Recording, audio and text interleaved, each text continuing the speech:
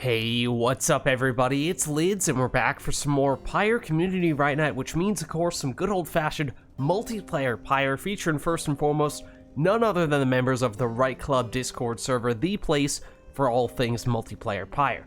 And if you're interested in getting more involved in multiplayer Pyre, then look no further, because you can join said Discord group by clicking on, that is caps lock, but I think that'll still work, that link right there.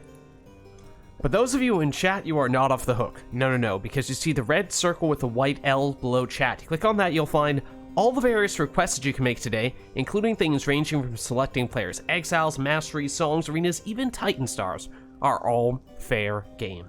So, without further ado, let's hop into versus mode here. Reset ourselves to our defaults, but let me know if there's anyone who would like to get us started today, as I will jump into said Discord group. Alright. I am good to go. Failer's good to go. He'll start us off. Okay. Let me send him an invite. And Nor can jump in as well. Nice. Okay. Let me get you guys some invites.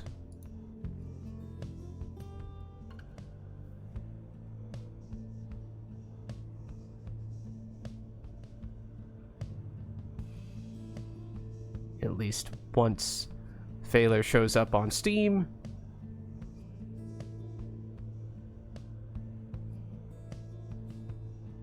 Theoretically.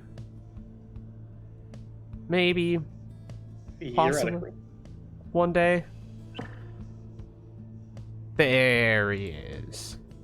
Here he is. Okay.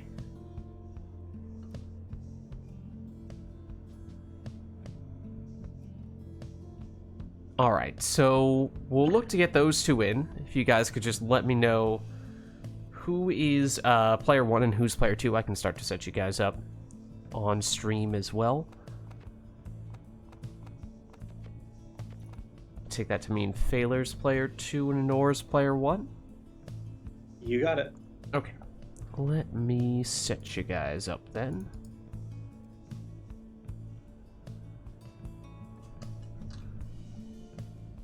Okay, and which triumvirates would you two like to be today? Failer, looks like you've set yourself for Fate. That I did. Anor, should I read it? Okay.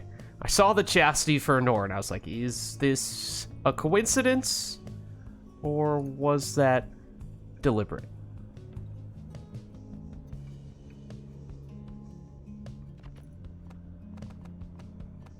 Okay. Alright, so, yeah, let us know, chat, if there's anything you'd like us to do for this first one. Otherwise, we can give these two a chance to warm up before we do anything too crazy.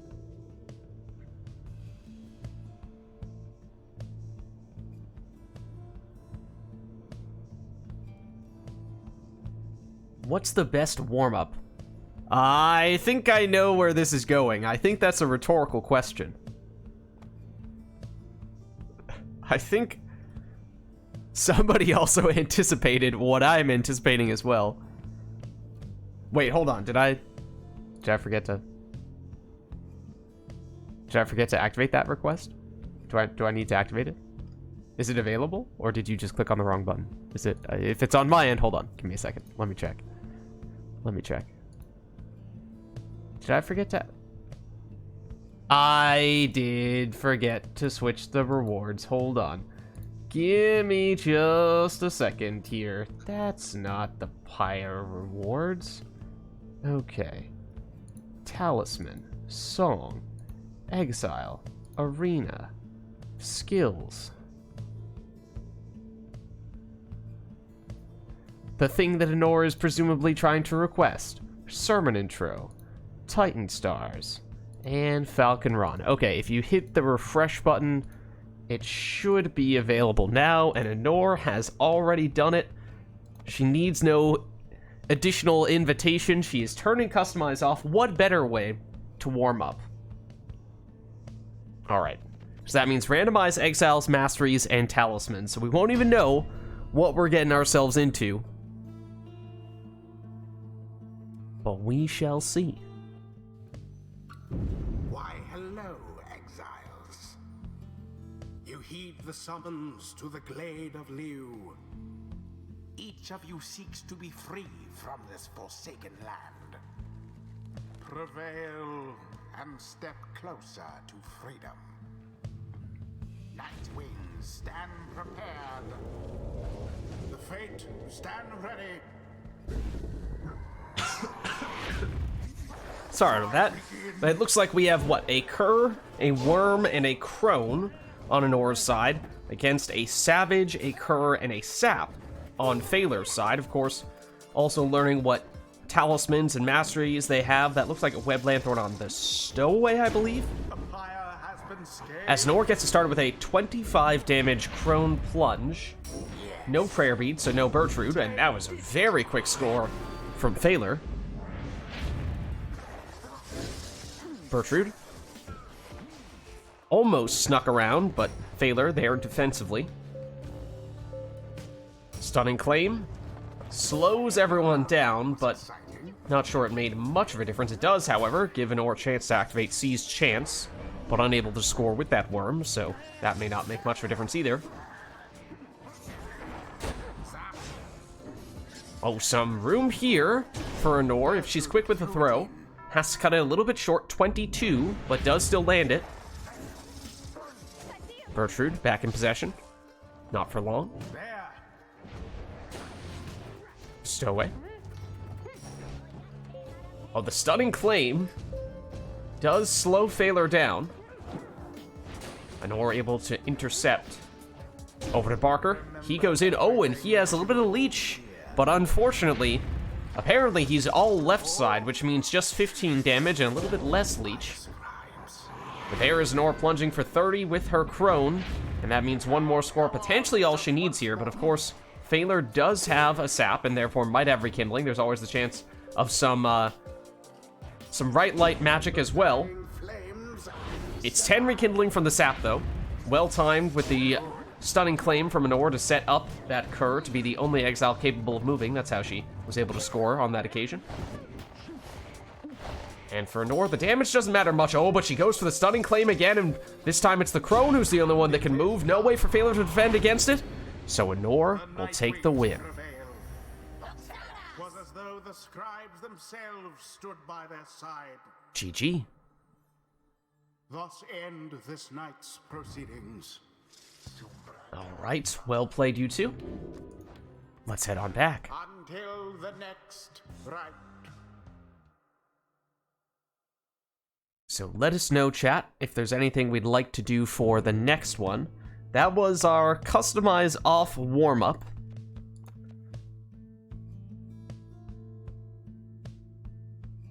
What's up, Cylin? How's it going? We're just getting started. But after having done our warm-up match, we can, we can throw anything at these two. They're ready to go.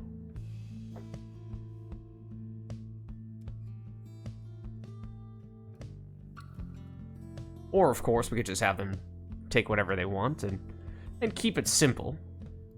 Nothing to impose. Well, I mean, you don't have to phrase it like that. It's not like you're really imposing all that much. Just want to watch some good Pyre players go at it. Fair enough. Fair enough. Well, in that case, maybe we do keep it simple for this next one. And we'll just have them take whatever they'd like. Stand forth, exiles. You heed the I forgot to turn off the sermon intro. of Haub. Here you may step closer to achieving freedom. Free sermon intro indeed. Shall be your witnesses. Prepare yourselves, Nightwings. A little more time to prepare yourselves. Prepared. Who shall conduct the rites? Alright, so no requests for this one.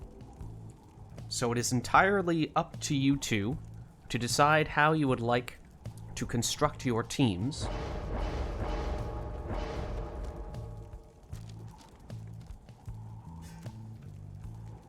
For Anor, that means power casting Hedwyn.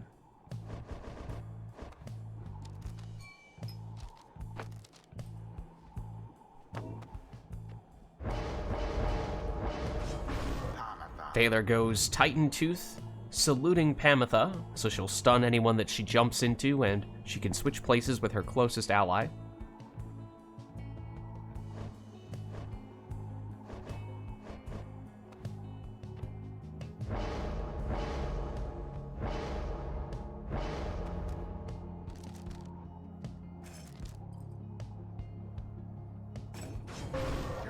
Anor goes for a speedy Jodariel.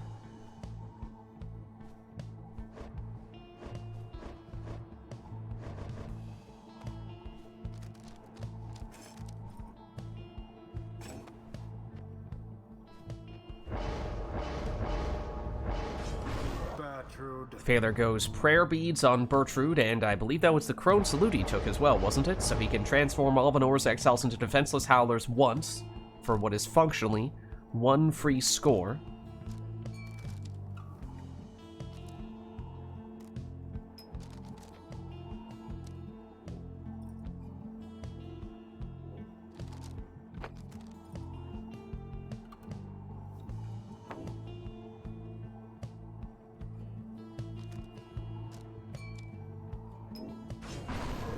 And Anor goes for a little bit of chaos with the Canned Singularity. This is, of course, the preferred arena for it, generally speaking. Whenever Rookie comes back from banishment, he will suck in neighboring exiles like a vacuum cleaner. We shall see how that plays out, but it's Thaler who's getting us started here. 20 damage plunge with Pamitha. She did not have Prayer Beads, so she's gone for this round. Here comes Bertrude, who does have Prayer Beads. Granted, there's the Canned Singularity, removing the orb from Bertrude, although Bertrude goes on a banishing spree and now has an uncontested Pyre to throw that one into.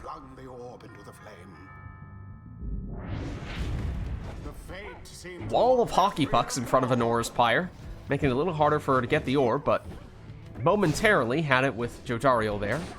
Thaler back in possession now, though.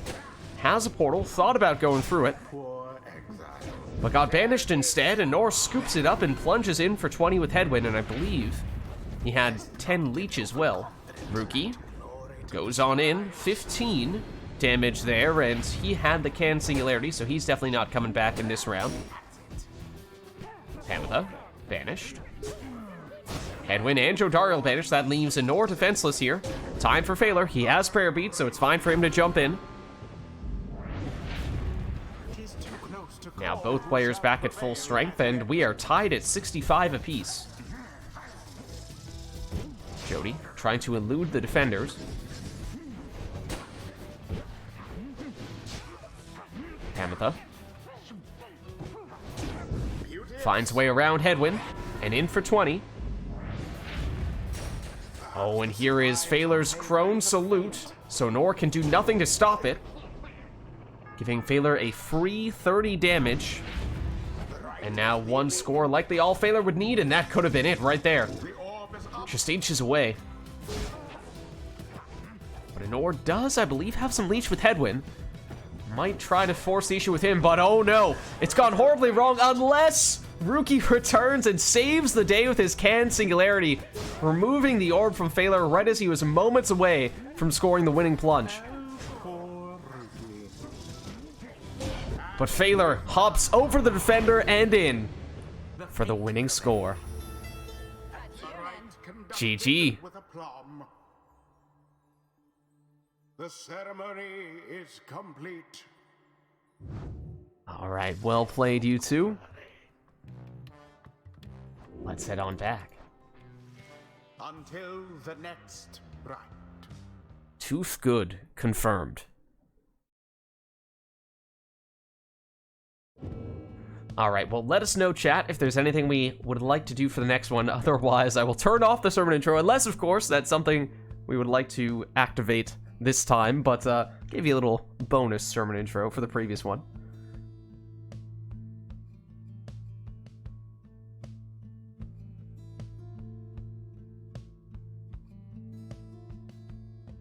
Yeah, I mean, to a certain extent, it's a matter of personal preference and just what you get used to.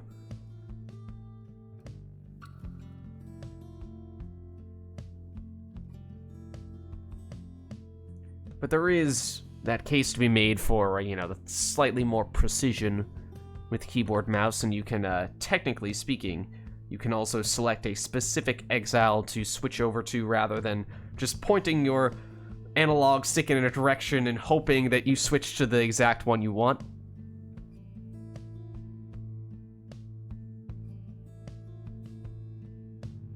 Does Steam increase the number of hours you have in a game when you do remote play? It does? Because I was going to say, like, I have a lot of hours in Pyre, but most of them are not really me playing. A lot of them are you guys playing, but does Steam count that on your end as well? Yeah, it does. It does? Okay. Relatively few of these hours, at least in the past couple years, have been single-player hours. Okay, because I was going to say, if it didn't count remote play hours, then that'd be so difficult to estimate.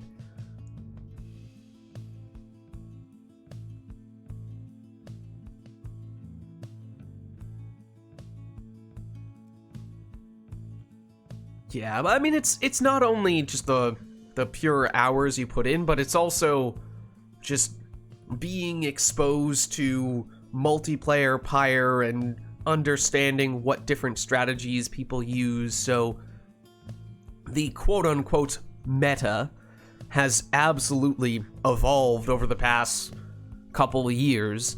So, you know, if you just hopped in briefly a couple years ago, you would see players playing a certain way, and then you were to hop in today, it would look like totally different team setups.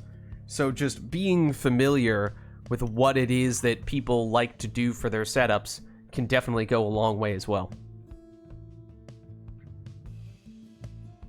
Like Can Singularity, for example, which we saw in the previous match, which Anor voluntarily took, there was a very long time when that was considered to be one of, if not the single worst talisman in the entire game. So that's a great example of something that if you saw someone take that a couple years ago, you would say, well, alright, clearly, they're just throwing, they're being silly, they're memeing around. But someone takes it today, and you say, alright, well, maybe it's a little bit of a silly setup, but it absolutely does have its competitive merits.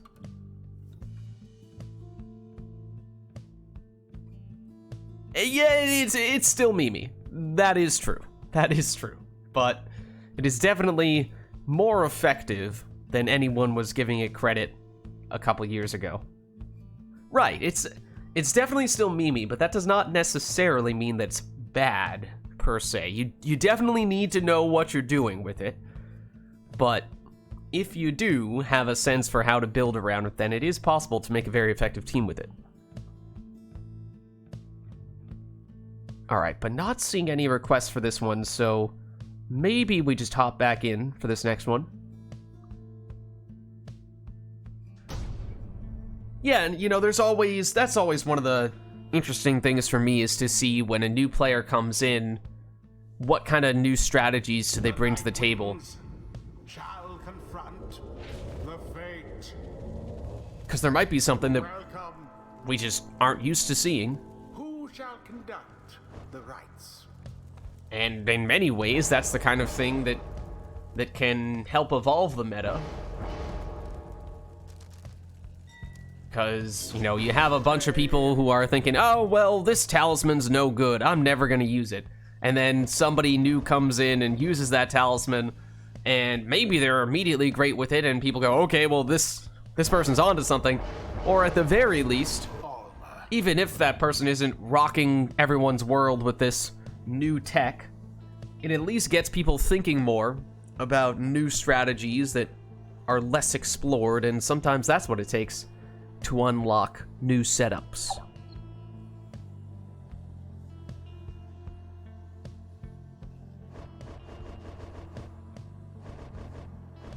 L2, what, the quick throws? Or is it, no, that's quick jumps. It's fine. Optimal savage plays. Who needs the ninjas?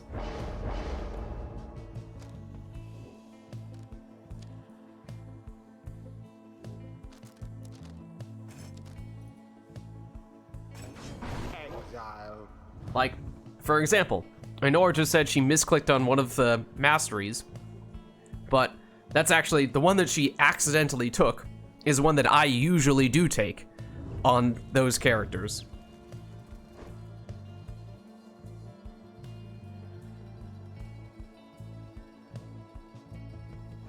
Ainor, we're gonna have to talk after today's stream about the raiment color that you gave Gareth. What is this nonsense?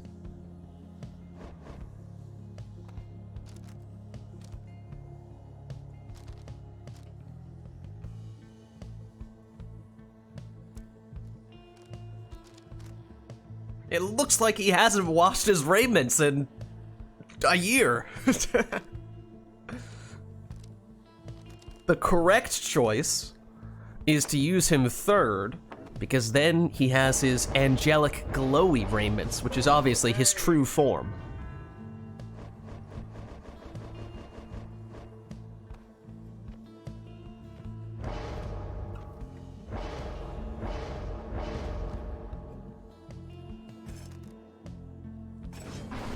Instead, you give those raiments to Almer. Unfortunate.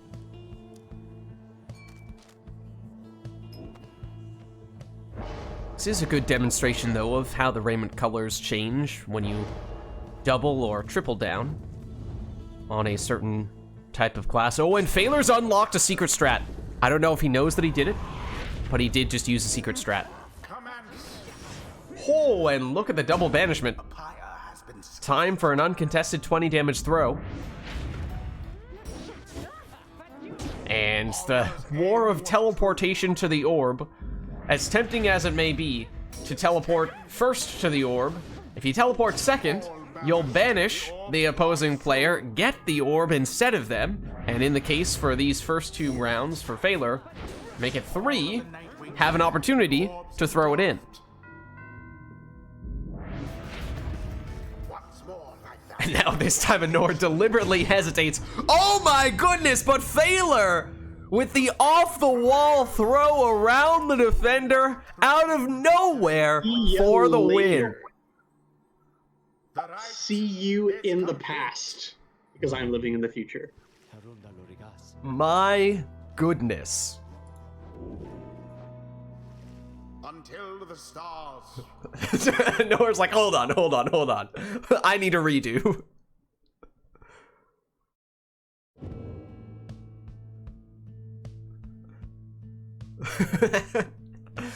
Nora says, we are trying that one again. Alright, but Nora, this time you have to pick Gareth third, okay? You have to select the correct raiment colors for Gareth. That is my one stipulation. Okay? Sure. Okay, good. Alright, let's try that again, shall we?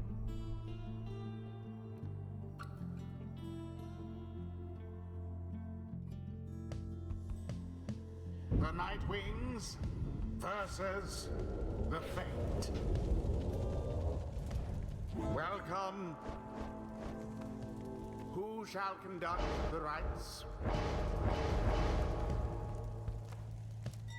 Alright, so Nor leads with the stowaway, quick throwing style. Now remember, she had said that she was not thrilled about the mastery setup she chose last time, accidentally took mastery she had not intended to take, so maybe this is an opportunity for her to switch things up a little bit.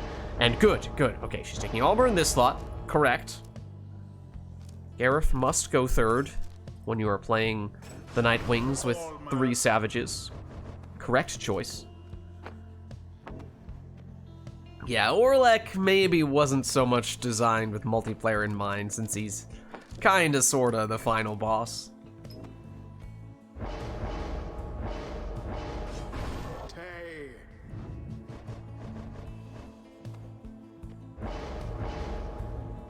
Ainor, wanna unlock a secret strat for Gareth's ultimate raiment colors?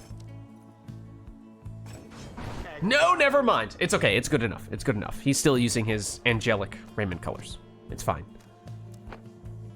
It's a secret strat that Phaler, I think, accidentally unlocked last time a little bit. Exile. Now begin. A flame is Phaler off to another quick start here, throwing it in for 20. Yeah, no, that's fine raiment colors for Gareth. I approve. I approve of this one. Much better than last time. no. Stowaway. There goes Vanished here. Lots of teleportations to the orb, of course. It's just a matter of the timing there, as oftentimes you teleport.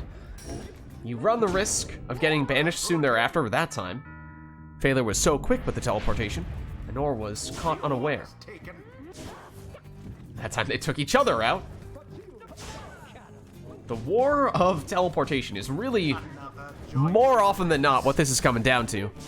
Core, thanks for the sub. Appreciate the support. How's it going? We are doing what is technically a rematch of a Savage Showdown at the Pit of Melith. Last time, Phaler with a dramatic, off-the-wall throw, lightning quick for the win. Anor said, hold on, not like this. We must try again.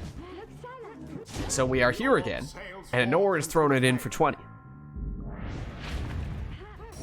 Anor has, of course, unlocked The orb into the flame. the superpowers of the Nightwings by using Gareth with his proper raiment colors. Oh, Anor might have had a window there, but hesitated ever so slightly, giving Phaler time to get in defensive position. Phaler, around the defender. Ooh, we'll call that off the wall. We'll call that off the wall. Your victory's at hand. Call me when it's webbed feet. Well, it's Gareth throwing it in. That is always, always good stuff. Ooh, and Phaler caught in a saluting animation, so time for Anor to throw that one in. That is one of the downsides of relying so heavily on those salutes. Ooh, Anor did go off the wall there. Didn't get the angle right, though. The orb has hit the mark. Throws it in for 20 here, though, and one more of those throws, and Anor would be good to go. Same could be said for Phaler. This is a sudden death match here. Would need to be a full damage score. Anor keeps it simple, goes straight in with the throw, and takes the win with Gareth, Or you could no say less. they managed to avoid defeat. GG. Right is done. Alright. Cease the will of the scribes. Guys, Gareth was the main character all along. Until the stars align.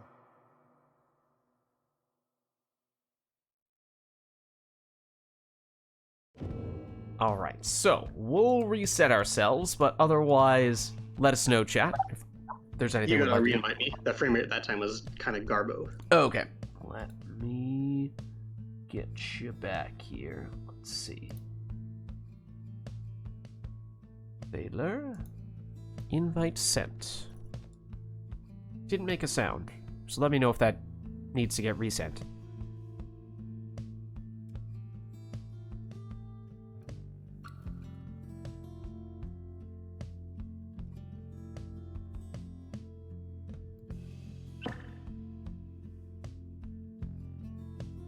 And just to be safe, Anor, are you still player 1? Phaler, are you still player 2? Looks like it. Okay, good, good. Alright, so let us know if there is anything else we'd like to do for this next one. Otherwise, we'll just have the players take whatever they'd like.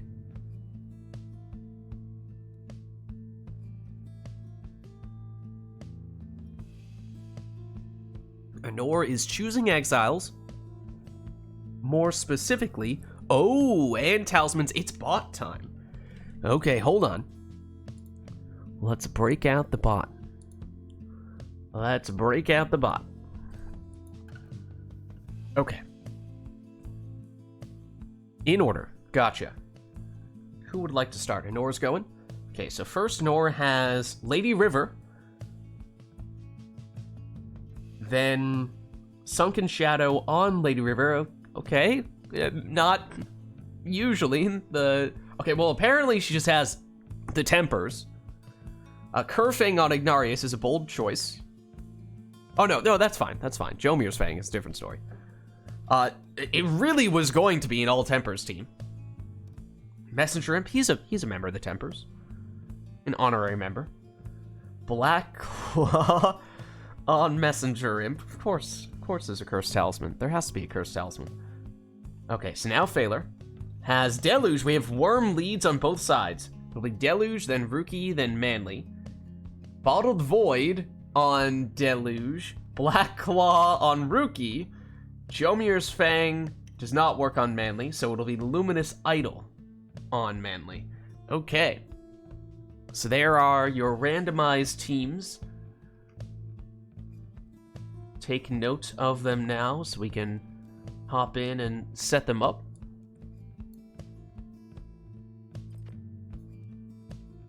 Alright, but let's get going. So Worms in the first spot for both players. Oh. The Night Wings. It's the fall. Take on the fate. Welcome. Who shall conduct the rites?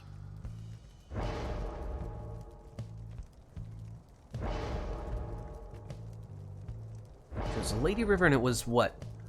A banishment talisman, right? Casting talisman. So does Anor try to go more defensively here? She has said many times before that she does not usually consider herself to be a Worms player. So maybe it's just a matter of she needed to try something else out. And maybe Sunken Shadow will be the missing piece. So here is, of course, Phaler's leading Worm, and for him, it's Bottled Void. So we'll see if he embraces that, because it is possible to make some things happen with Bottled Void on a Worm.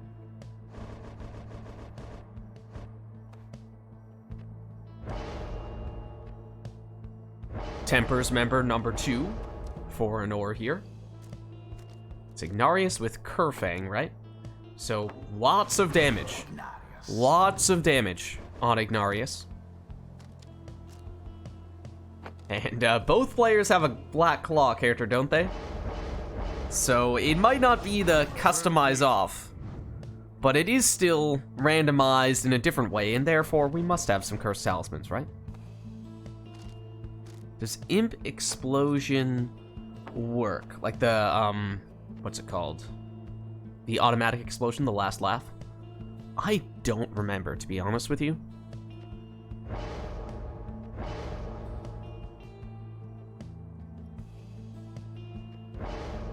She'll take it, though. She'll test it out.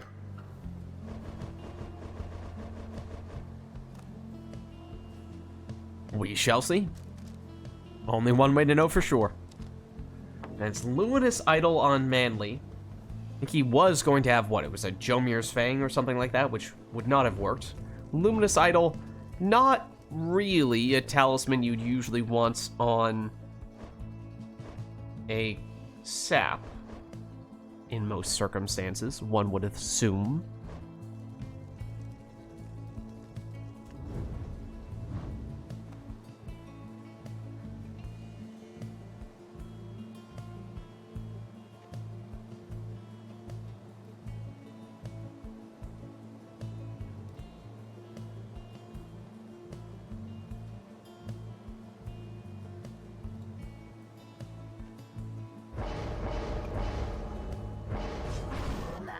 There goes full rekindling on Manly. And here we go with our randomized teams. Anor first to the orb, and of course we get Falconron's song. I think that's fitting in this circumstance. Rookie, almost able to snake his way in. Worm versus Worm.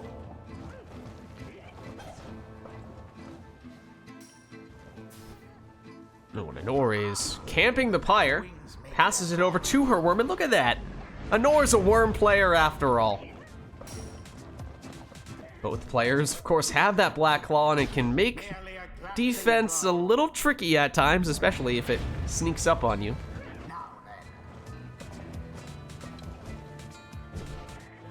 Ooh, and elusive worm maneuvers there from Thaler, as Iggy nearly dispossessed him of the orb. Speaking of elusive maneuvers, somehow made his way past the first defender there. Lady River. Taken out. Iggy and Manly.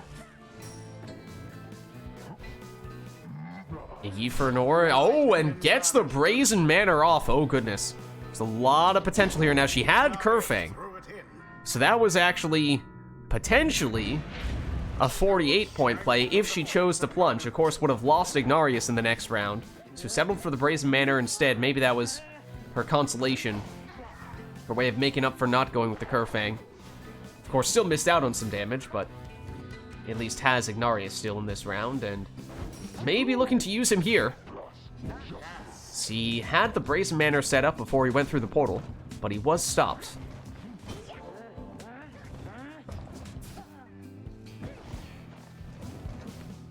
Here is Iggy, sets up the Brazen Manor once more, but Phaler has guarded the portal. So Nor needs to decide if it is worth venturing through or not. She does, but she does lose Ignarius. So Phaler's defense successful. And Phaler's counterattack successful as well.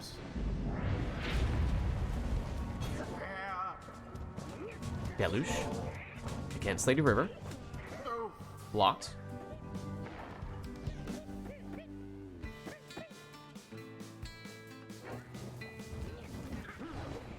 Oh, there is the can singularity on Deluge, dispossessing an orb.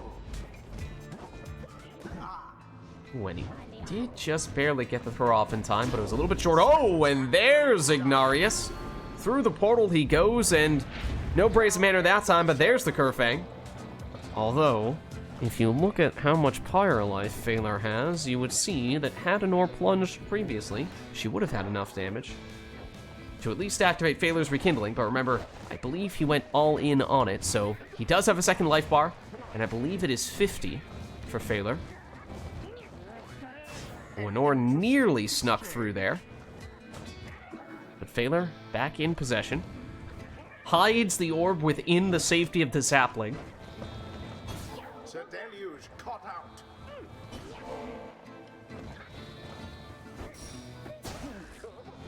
But a sapling removed. And now Anor, with an opportunity here, sneaks through with her worm, and there is the rekindling I was just referring to. Yes, it is 50. So Phaler still with a lot of Pyre life here. And reducing Anor's by 15 with that worm plunge. The fate are now favored to prevail.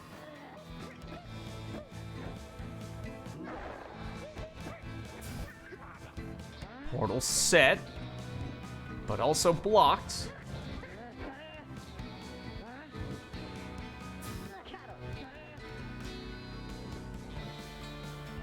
Anor trying to sneak an Ignarius through. Can she do it? Or will she instead go for a plan B? Well, here is Ignarius, and there he is. Oh, the Brazen Manor must have just worn off. I swear he still had the glow effect around him. But only Kerfang for the extra damage there, so 38. Granted, either way, it's enough damage that Anor could finish this with one score from either Lady River or Messenger Imp, at least if it's a plunge. If it's a throw, she doesn't have a lot of margin there. It more or less does need to be a full damage throw in that case. Ooh, but a bit of an opening here. And it's Messenger Imp to seal the deal. And such a well-conducted victory it was. GG. Thus end this night's proceedings. Well played, you two. Let's head on back. Until the next RITE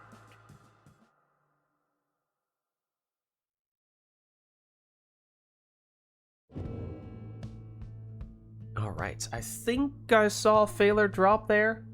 Phaler, do you need to head out, or do you want me to resend an invite? Or am I making that up? Let's see. I'm not making that up. No, I'm just getting like 30 FPS pretty consistently and like lag spikes and stuff all over the place. Kind of bad. That is weird. Okay. I mean, I can resend you the invite, but it does seem as though it is perhaps a bit... Yeah, go for it. Bit of a recurring issue. Well, in the meantime, let us know, chat, if there's anything we'd like to see for the next one.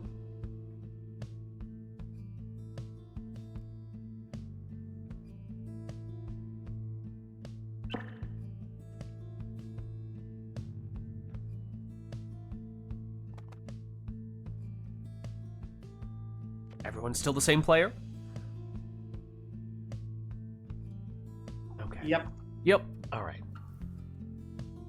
Not seeing any requests at the moment, so barring any last-minute requests, I suppose we'll jump back in here and just have you take whatever you want.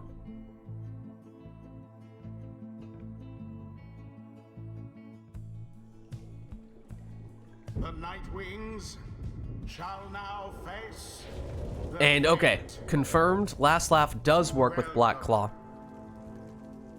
Who shall conduct the rites? Alright, well, for what it's worth, we are now at Phaler's home arena Headwind. a New Orleans power casting headwind.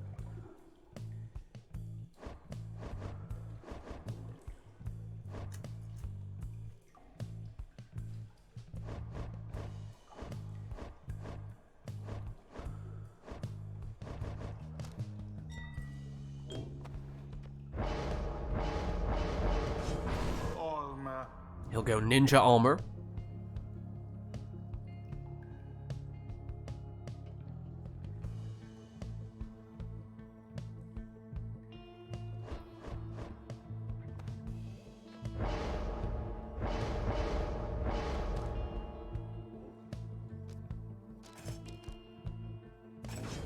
Tizo. Web Lanthorn Tizo for Anor.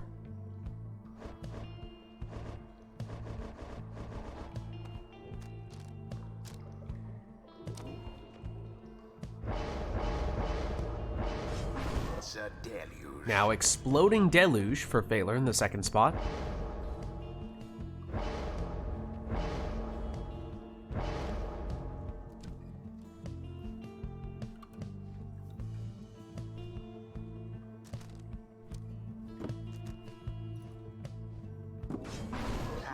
Anor with a more defensive Pamitha setup, if I'm not mistaken there.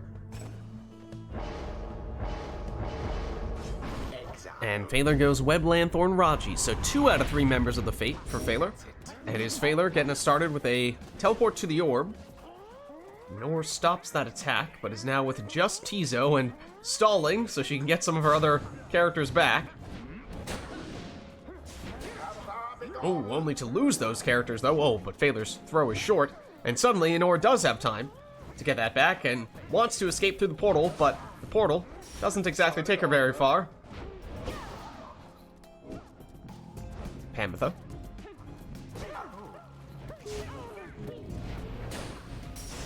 Ooh, and that looked like a double banishment. That brought back Deluge, though.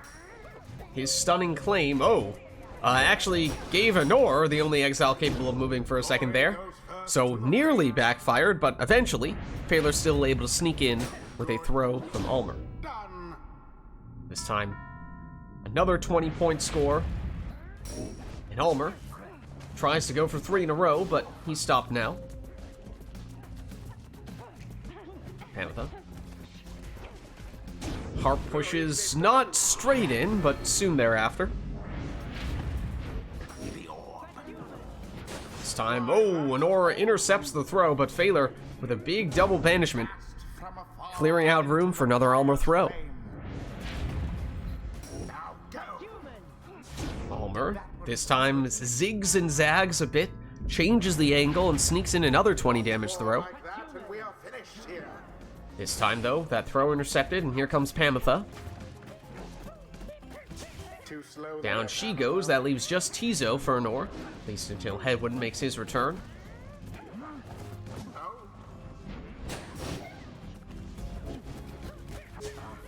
Hedwyn stopped. Ulmer stopped.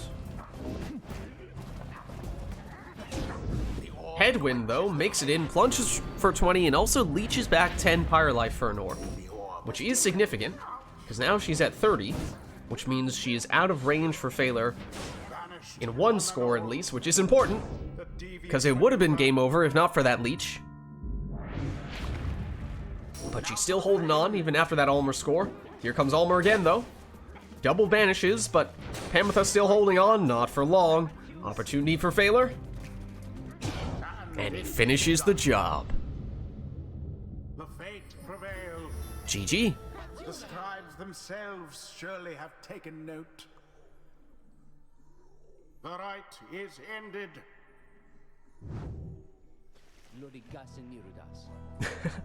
GG's, well played. I don't think this is Until the next I don't think this is a new discovery or anything. Phalar plays Savages a lot and leans pretty heavily on them.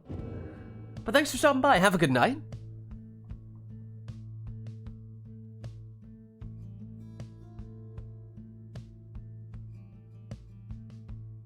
Let us know if there's anything we'd like to do for the next one.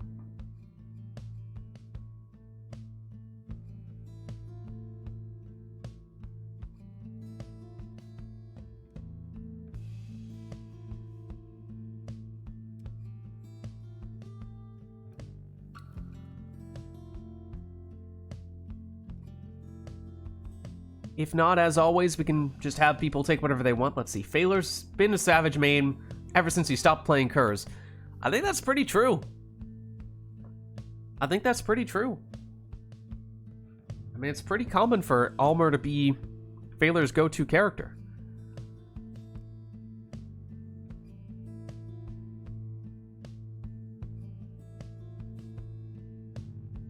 I mean, to put it simply, Savages are good.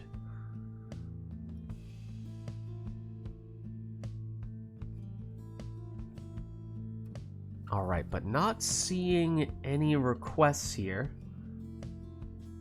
So I think we're just going... Oh, except, hold on. Hold on. We are back with Customize off. Randomize Exiles, Masteries, Talismans. Let's get going.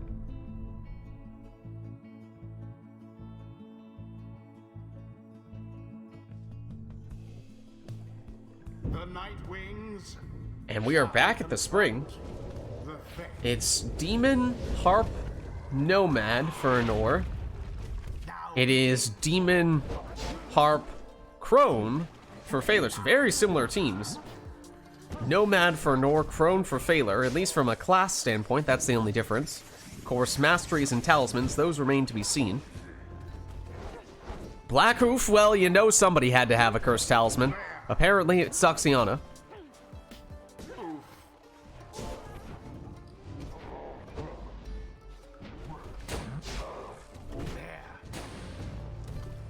Vids knocks back one defender, banishes both the remaining defenders. Into the adversary's Oh, and Phalar wanted to use Zoxiana to pass it over to Vids for a quick 30 damage score, but that Black Hoof was a big factor. Couldn't pick up the orb with Zoxiana, therefore couldn't pass it. Therefore, no score. And Bright Wisp, yeah, we've seen it on a couple occasions now for Vorfrit, so she'll automatically pass the orb when she gets banished. Oh, but this is a tough situation for Phalar. One exile left, and that one exile cannot pick up the orb. So all he can do is defend and stall, at least until somebody else comes back, like Vids. But even then, Anor able to make it in for 20 with this Harp plunge. No prayer beads on Pamitha. She's now gone for this round. Ooh, well-timed Harp cast from Phalar. Of of course, needs to use Oxyana defensively, because there isn't much else she can do with that Cursed Talisman. Phaler, is he quick enough to get the throw off? He is. Good for 25, and he'll, of course, keep all of his exiles here, because he did not plunge.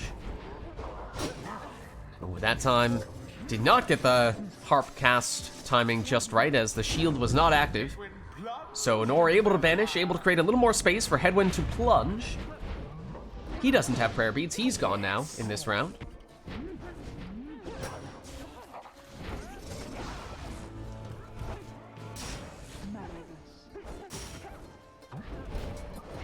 Iggy knocks back one defender and has an angle here. Ooh, Nor gets a little bit bold. Right as Phaler was getting one of his exiles back, does charge up a throw, just barely gets it off in time, cuts it 1 point short. We'll have to see if that 1 point is significant. Phaler plunges for 30. Shall the fate press their luck, perhaps?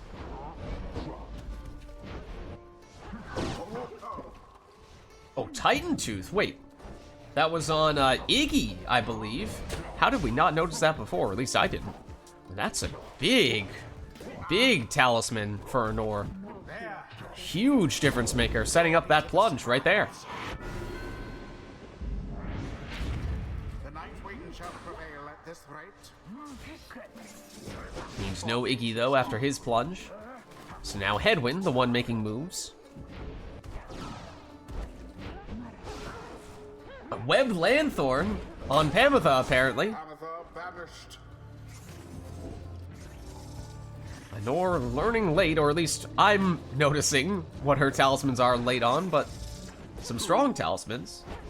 Into the adversary's Ooh. flame. That was a very quick move from Pamitha. Oh, but Stubborn Flame from Phaler reduces Anora's damage by 10 when Anora's in the lead. There's the Titan Tooth from Ignarius, though. Anor calculating the distance of the jump to knock back the defenders. Stubborn Flame active again, and it is a big difference maker because that would have been game, set, and match. Instead, Phaler holds on. An opportunity for Phaler, remembers this time that he cannot use his harp offensively. Cuts the throw a little bit short, but now it is within range. It is possible for Phaler to finish this one with one score. Same can be said for Nor, of course, barring any unexpected right light rekindlings. But at this point, we've established most, if not all, of Anor's talismans. So I think it would be very unlikely, if not impossible, for her to have a right light. For Phaler, we know of at least one. No right light? So that is game, set, and match confirmed. Alright, I'm out of here. GG's. GG's. Well played. The ceremony is complete. All right. Well, let's head on back. Until the stars align. Good to have you, Phaler, but that does mean we are now looking for someone else to hop in, take his spot. Is there anyone from chat who would like to do so? Let's turn Customize back on before I forget, because I will forget. Core's available? All right, then. Let's get Core in here. Let's see.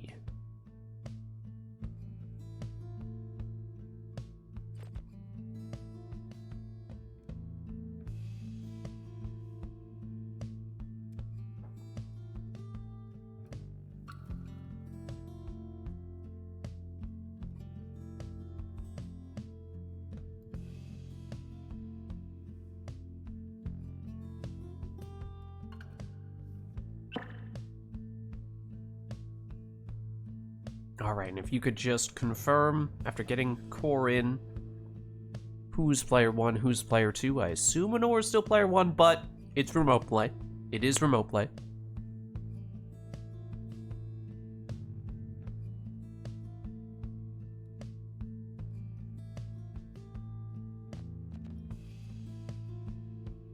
There's a sudden keyboard mouse. A wild keyboard mouse appeared? What will you do? Dun dun dun dun dun dun dun dun dun. That's one of the Pokemon songs, right? It's from a game. I think that's Pokemon.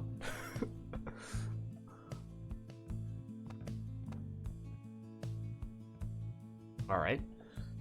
The controller has been plugged in. And it looks like we should know who's player 1 and who's player 2 at this point. And or still player 1? Okay. Core, which triumvirate would you like to be today? Give me Dissidents. Oh, okay. I could tell. I could tell you're gonna mix it up. I could tell something new was coming. Just didn't know which direction you were gonna go in, but okay. Dissidents it shall be.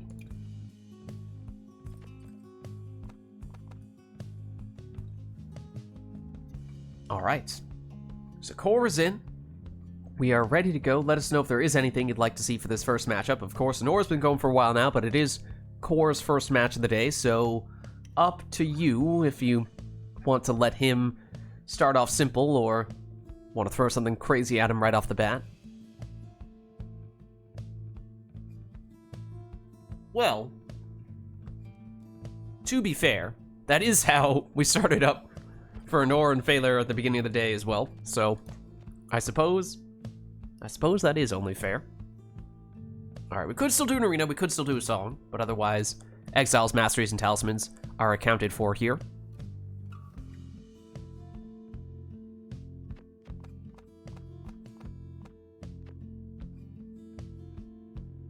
Red design for the song. Any arena? Or will we keep that random?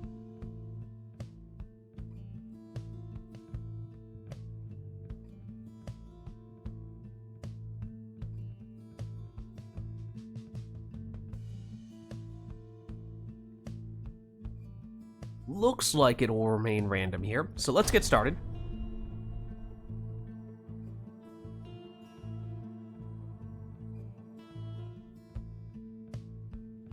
The Night Wings Okay. shall take on the For Nor, it is Demon, Nomad, Kerr.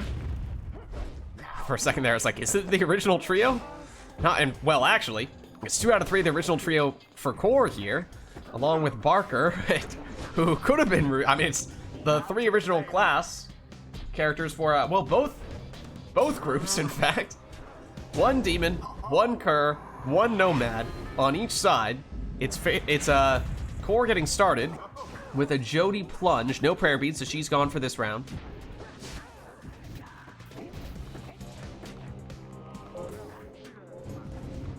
Lucky break on, I think that was Dalbert we just saw there with it. He does have at least the first mastery on the right side for the 20 damage when plunging. Core with Jody. In and around the Pyre. Oh, does have Celestial Spike. Okay, cut the throw short, just 10 damage. That is good to know for Core. Banishes the defender who was in position, and threatened with the Celestial Spike. Didn't need it ultimately. Instead, plunges in for 30. And Shooting Star on Barker as well. He's all the banishing throws. Barker makes it in 15 for him. Though that might not make that much of a difference, as either way, a plunge from any of Core's characters would be enough here. And it is done. The dissidents prevail. GG. They overwhelmed their adversaries utterly. Thus end this night's proceedings. Both original trio teams. Pretty much. You know, just, if Barker took Rookie's place, imagine how the campaign would go in that case. Right. Things might be a little different.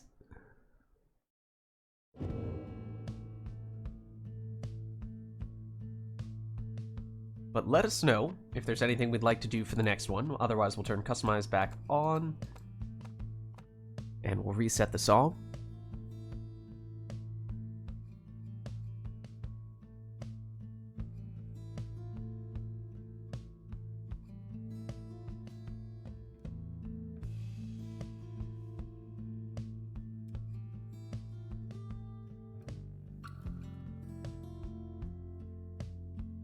Not seeing anything at the moment, though, so it looks like maybe we'll just have both players take whatever they want.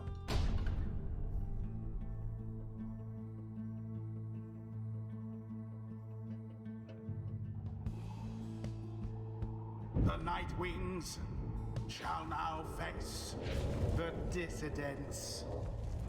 Welcome. Who shall conduct the rites?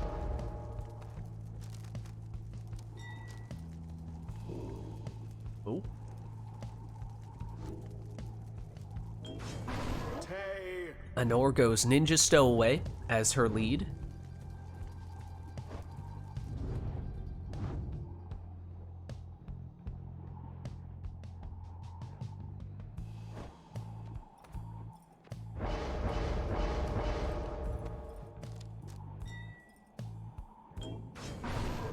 Core with a quick throwing Numbing Gust Manly as his lead.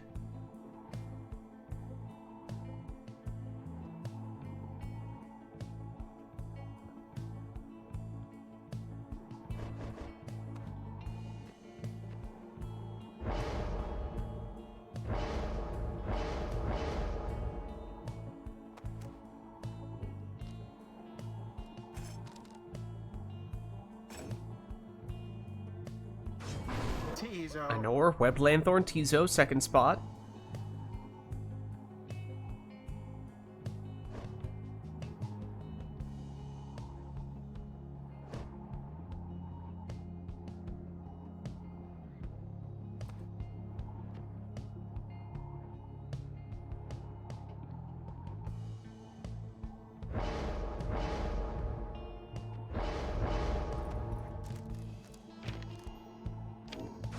We're now going Rekindling on a Nutrition Stick Volfred, so double sap.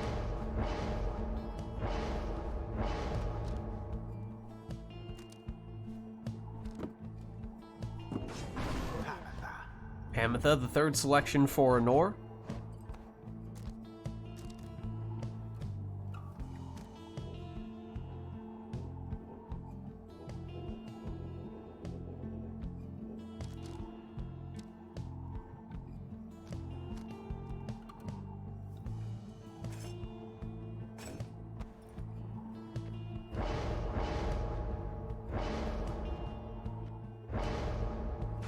Oh dear.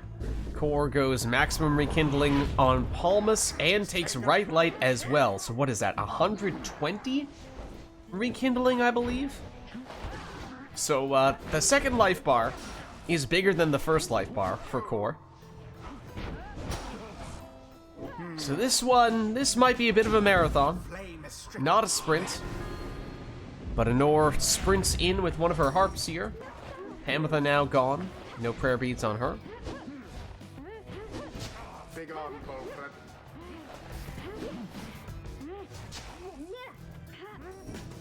Anor with the stowaway. Cut off. Now then. Core trying to speed through. But it's back with the stowaway. And yeah, she had the angle there. You saw the sap was almost in front of the line of fire, but not quite.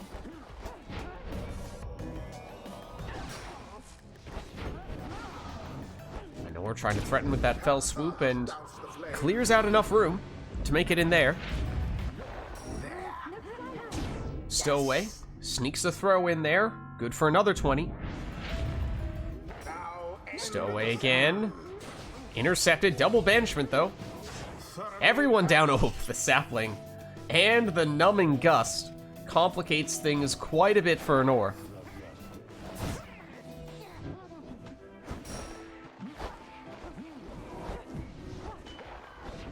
Core locks down the orb right next to Anor's Pyre.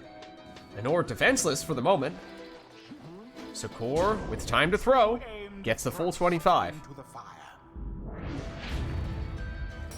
Stowaway catches the edge of the aura, goes down.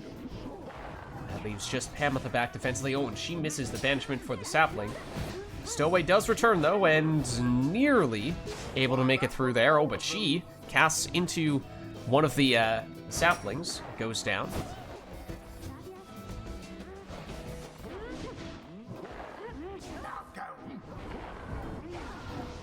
trying to create a safe space from which to throw the orb in.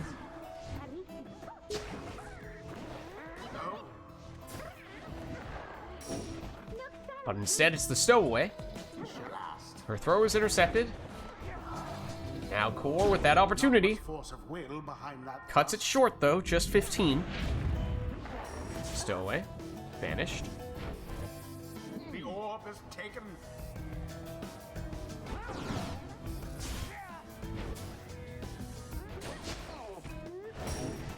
Manly taken out. Stowaway counterattack. Gets the throw in for 20, but this is what I was referring to before. The second life bar is bigger than the first life bar. Technically not the absolute maximum, because Core did take the Numbing Gust on one of his saps, but 120 is not far off for the most rekindling possible. So this one still far from over. Oh, that was an interesting pinball throw. Stowaway. Almost snuck through there. But instead, it's Core back in possession with full Fred. Has that nutrition stick for the extra blinking distance. Sneaks behind the Pyre, but not quick enough with the throw. But everyone vanished means an aura is slowed down. Once they come back, Stowaway starts making her move, though. Unsuccessful this time. Manly. Stopped. Pamitha trying to break through the wall of saps and saplings. Hard to do that, especially when you can't jump when Numbing Gust is active.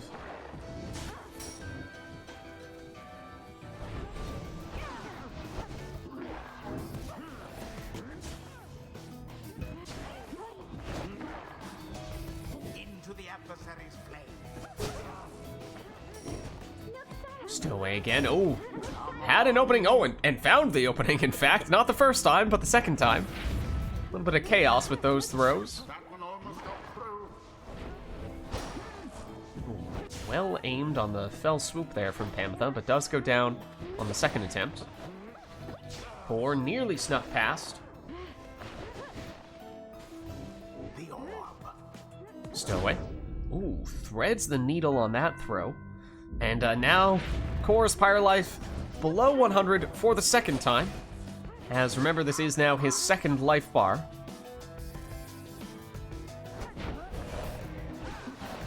Old Fred. Sneaky, but not sneaky enough. And we're trying to fell swoop her way into banishing multiple saps, but instead gets banished herself. Stowaway. Somehow finds a way to get that one in. Stowaway again, this time is intercepted. Core with the throw, not quite quick enough. Pamitha back to the Stowaway, intercepted. Core with Manly. Or rather, Palmas gets Manly back.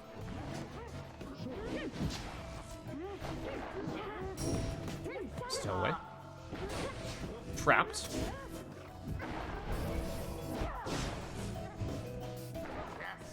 Pamitha. Nearly heart pushes her way in. Stowaway again. Ooh, and it looked like she had the angle, but I think Core got one of his saps back from banishment just in time for the interception.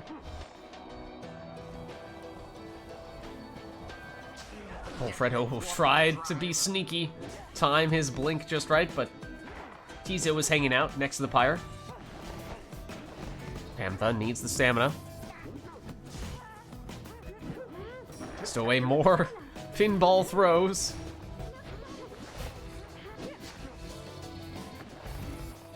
In a relatively aggressive attacking position here, but it's missing one critical component, the orb.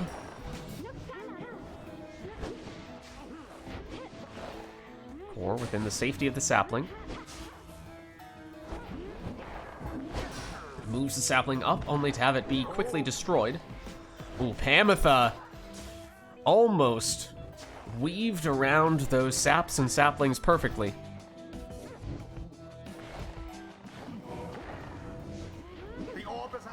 Core making moves. There's the quick throw. Good for 25. And it may not be frequent that Core scores, but because he had so much Pyre life, he was able to play this one slow. Now it just needs 2 scores.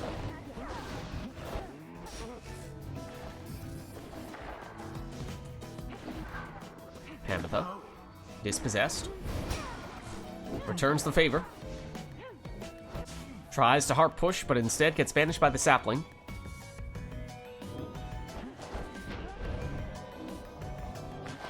Golfred blinks and shields and throws.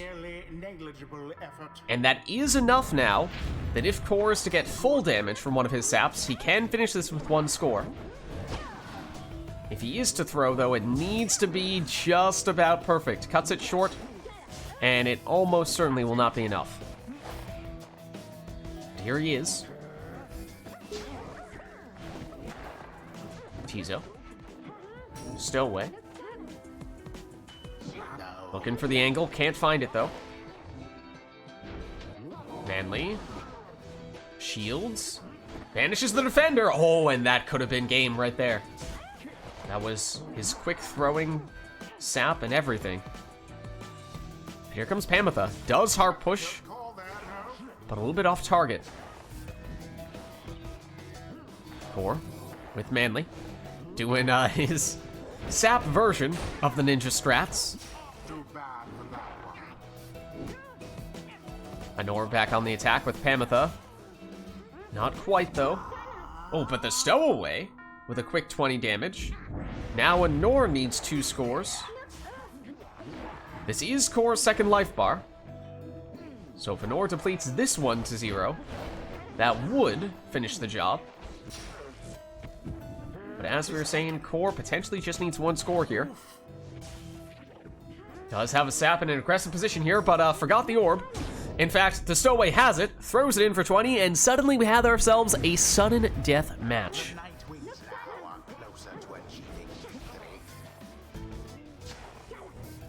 So either player capable of finishing this one, but both players would need just about full damage from their characters. Tizo is unable to get enough damage for Anor. Oh, and Anor suddenly defenseless here. Opportunity for Core. Is this how it will finish? Oh, and gets a little greedy. Tries to walk it in for dramatic effect, but in doing so, gave Anor enough time to get a defender back. Will he come to regret that decision? Stowaway, oh, tries to teleport, but the sapling banishes her. Anor momentarily defenseless, but Core far enough away from the Pyre that he can't score. At least not immediately. Wolfred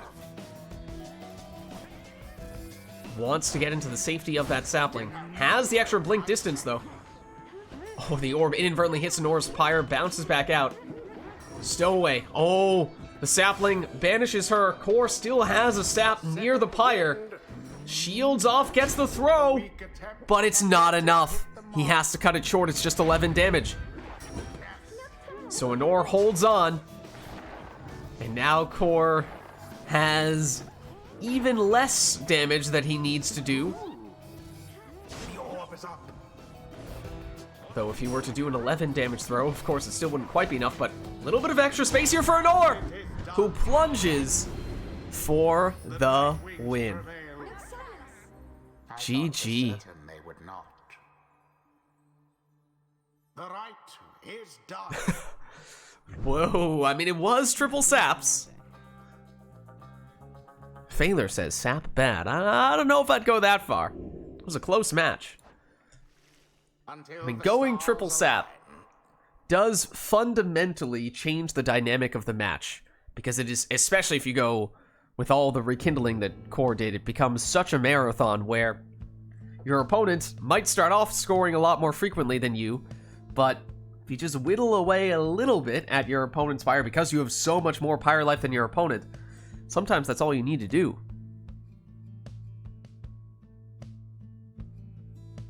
Alright, well, let us know if there is anything that we would like to see for the next one.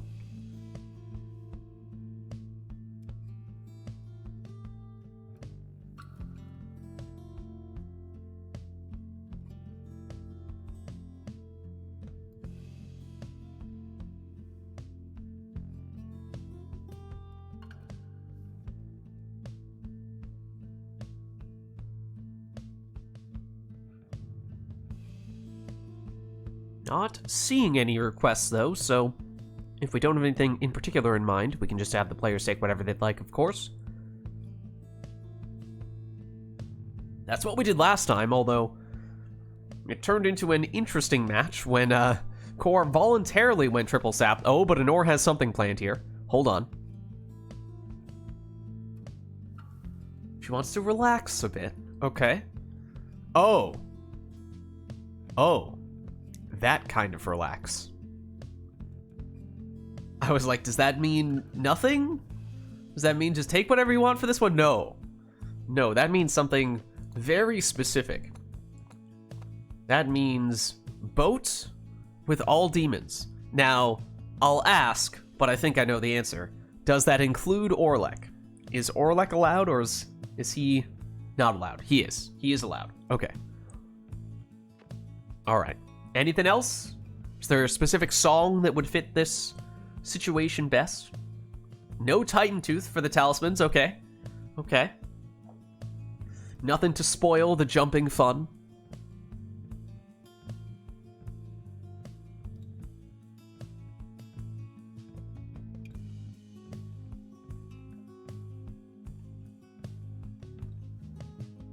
Looks like that might be all.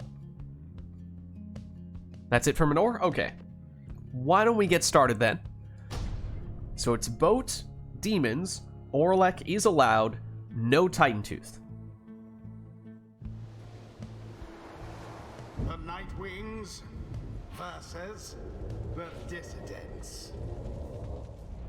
Welcome. So basically, Who shall conduct the rites? maximum boat magic nonsense.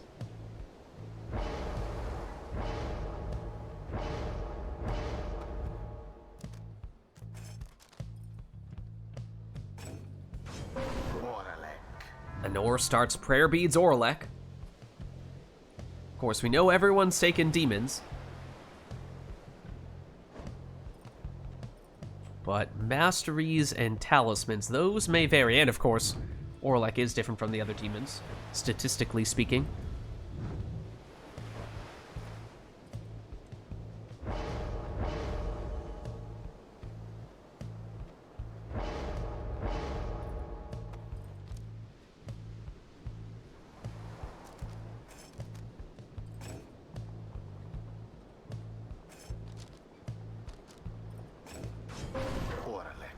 Anor went prayer beads. Core goes Tailwind Crest for the extra speed.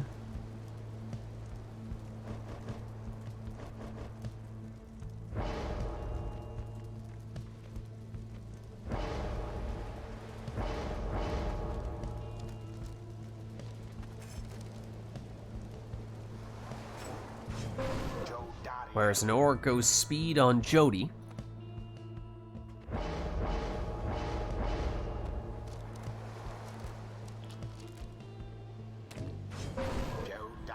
Core goes Leech on Jody.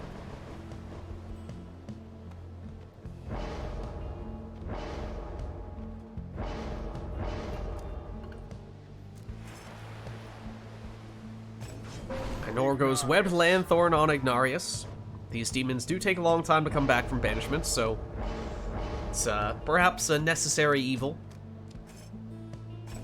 And Core agrees. Alright, so here we go. With some demon boat chaos, and already we have seen some demons take flight. Whoa, can we see someone take flight into the Pyre, though? Anor nearly does so. Not directly in with Orlek, but soon after a big jump. And Orlek does have prayer bead, so he is back, and oh, I wish that jump was initiated from further away, because he had some height there. Oh, that was Jody. I thought that was Orlek for a second. Jody had some pretty serious height there, so I bet she would have gotten some good distance on that jump, but unfortunately it was just in the closest puddles. We will never know for certain. Orlek, for Core, throws it in.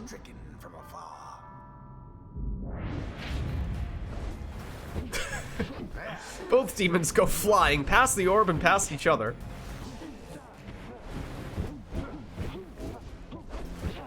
Jody for Core. against Iggy with the Web Lanthorn that brings back Orlek for an ore.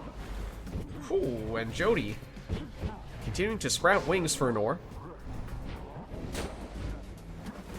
Orlek for core.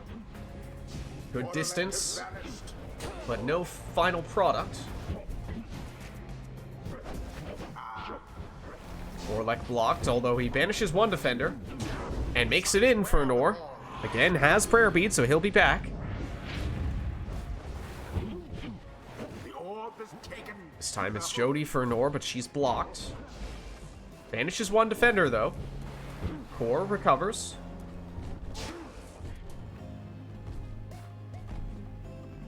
Jody versus Iggy. Jody just jumps straight up. And in for 30. Leeches 15. Back for core. Once again, the demons fly past the orb and fly past each other. Whoa! There's a nice little extra jump from the boat magic, and probably the difference maker between Orlek falling short and, as we saw there, actually making it in. And same there for an ore and her Orlek. That's the boat magic I want to see. That's the boat magic I want to see. Okay, suddenly it seems we have activated the proper boat magic settings, as everyone is getting the extra jumps every time, and you love to see it.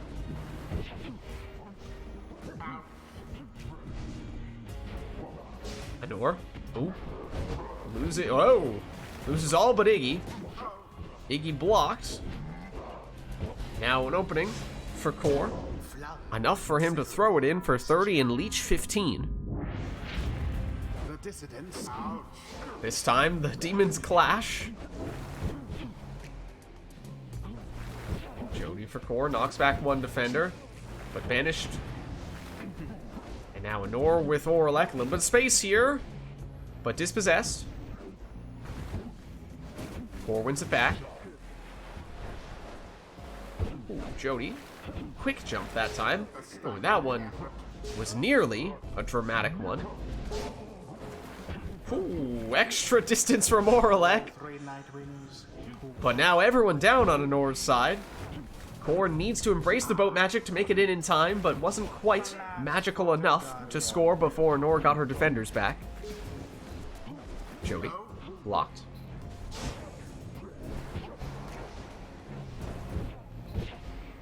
Jody on Core's team, and I think it might be even Jody on Anor's team, have extremely similar raiment colors. Yeah, Jody on both teams, extremely similar raiment colors for what it's worth. No one back defensively for Anor. Time for Core.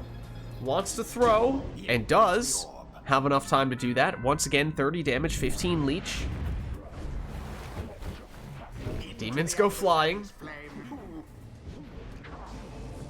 Orlek banishes one, flies over the other, but still gets blocked. Core has it back, and has it in. That was his Orlek, so that's 25 on that plunge. But now Orlek is gone for Core. That was confusing, as both demons went flying in the same direction. Jody for Core. One score, potentially. Oh no, Core would need two still. Would need two still. Orb inadvertently hits Anor's Pyre and somehow still finds a way to bounce back right next to it. But she has it back here with Jody. Makes her move, does get an extra jump from the boat, and makes it in. Good for 30. What's up, Blood Princess? You are just in time for some demon boat magic. Orlek. Just enough time and space for him to sneak in for 25 there. Demons fly past the orb once again. Oh, and who was that? Was that Orlek coming in from nowhere for Anor? Jody. Now Iggy for Core. Back to Jody. Blocked and banished. But Orlek causing some trouble. Banishes the last defender, and Anor is not getting anyone back anytime soon. So time for Core to throw it in for 25.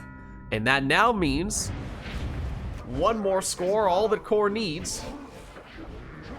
But I mean, it's demons on the boat. Anything could happen.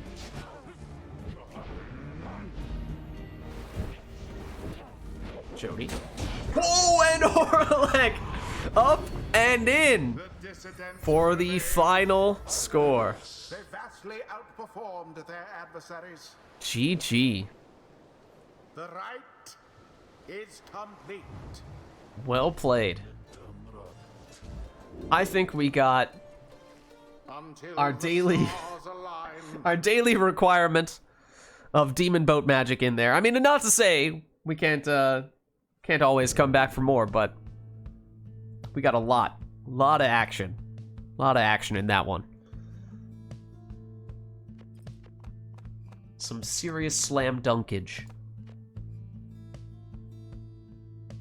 All right, well, let us know, chat, if there's anything you'd like for us to do for the next one.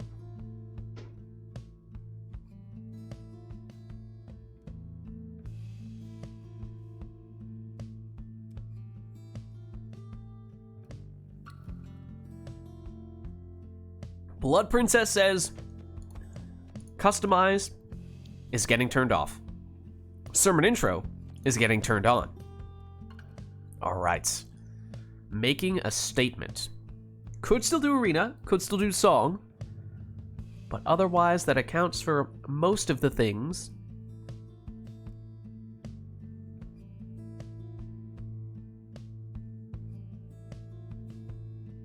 Path of Glory. Have we heard that yet today? I'm not sure if we have.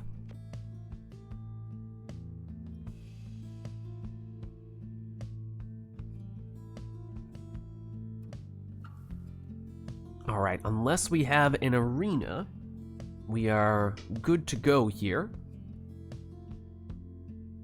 And at least at the moment, I'm not seeing one. So let's get started.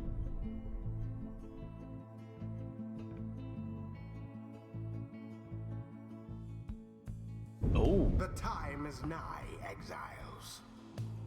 You stand upon the pit of Midleith. At stake here in this rite is your salvation.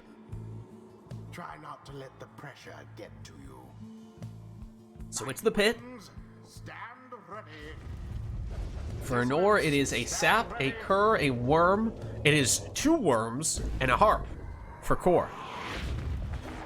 Of course, we will see if we can figure out what masteries and talismans the players have. Players may try to test things out a bit. Well, definitely Winged Fury on Tamitha. And she'll make it in for 20. No prayer beats for her, she's gone in this round. Lady River. Dispossessed. Has quick draw for what it's worth. But Core makes it through for 15. And he is now without Gilman. Yes. After that plunge.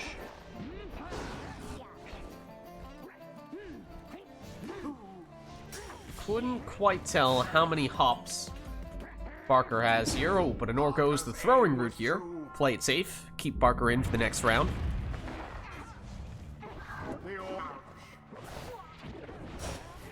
Ooh, and some aggressive sap moves here from Palmas. Valiant return, though. Well timed for Core, as that otherwise would have been an uncontested sap score. Barker. Get some stamina back.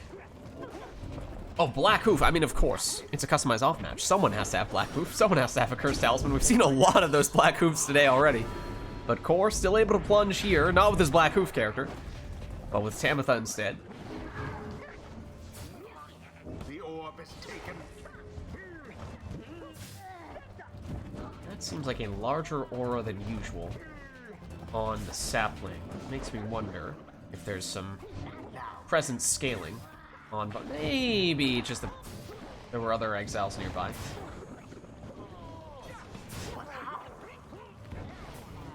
Anor, 2-pronged approach. Barker had an opening there, but Anor instead opted to go the sap route, but opportunity now gone. Ooh, Core just going off the wall. You gotta respect it. Goes for the throw. Anor has it back. Ooh, wait. A little bit of Infinoworms action for Anor. I mean, it's not really Infinoworms if it's 1 worm, but You know what I mean. Throw is unblockable and does land. Oh, and a little bit of leech for Core. 10 Pyre life back for him. Palmas. Oh, can't avoid the fell swoop. But Anor able to get in with her worm for 15. Tamitha. Patient. But still, blocked and banish. Parker. Have yet to confirm, or at least I've yet to confirm, how many jumps he has.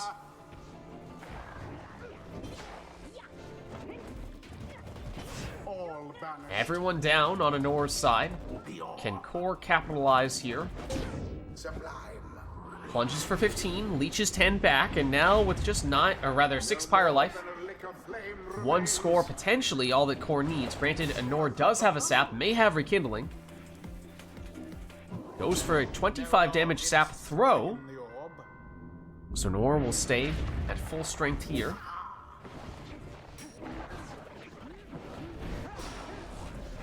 Down goes Palmas. Some aggressive maneuvers here from Tamitha. But she can't quite find a way in. And somehow Palmas avoids getting banished and ends up in the Pyre of all places. No prayer beads for Palmas though. So he's gone in this round. That makes things tough for Anor, but she does have rekindling. Wait, it's 10 rekindling from Palmas and it's a right light. That's the only way you can get 30. So she did have rekindling from a talisman.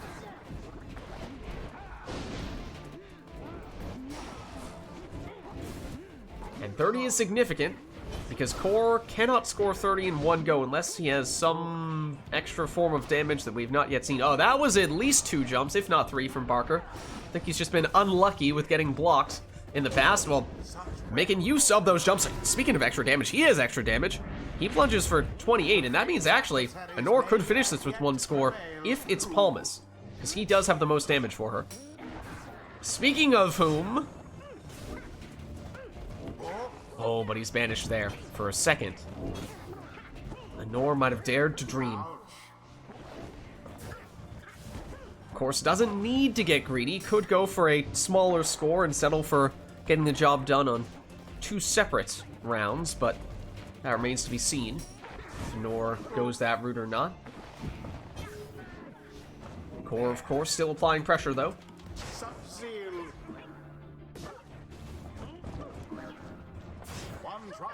No one back defensively for Anor. Opportunity for Core. And he has Leech, and that's huge. Because now Core can finish it with 1 score. Anor no longer can. 1 score game for Core, 2 score game for Anor.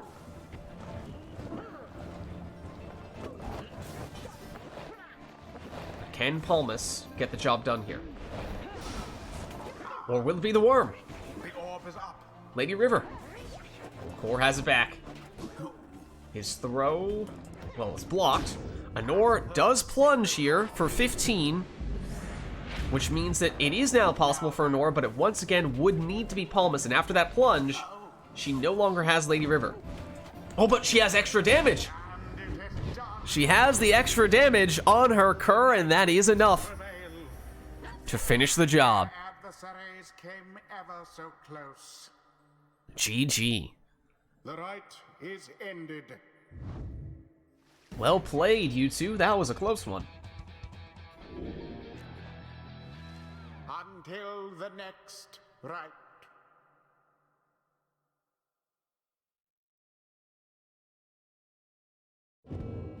Alright, very nice. Let us know, chat, if there's anything we'd like to do for the next one. Otherwise, we'll reset ourselves here.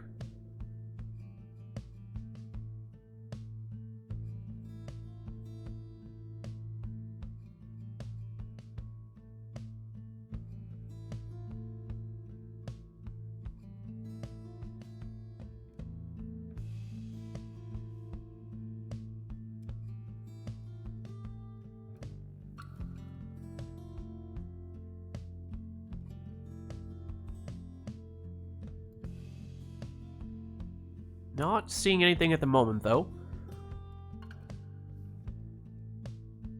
So looks like we'll just have the players take whatever they want.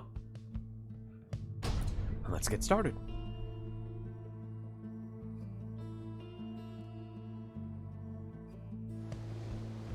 Hold on.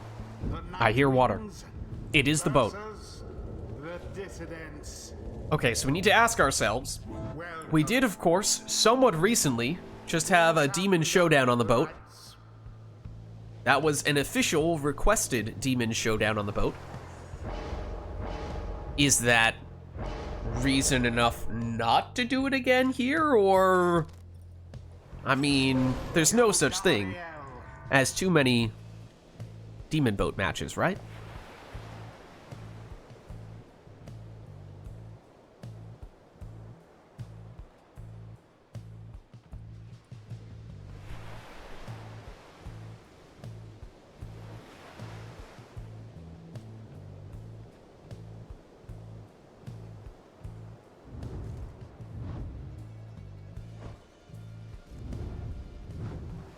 At least that seems to be Nora's thinking here as she goes for a speedy Jody. As for whether Core does that as well, or goes in an entirely different direction, that's a different question.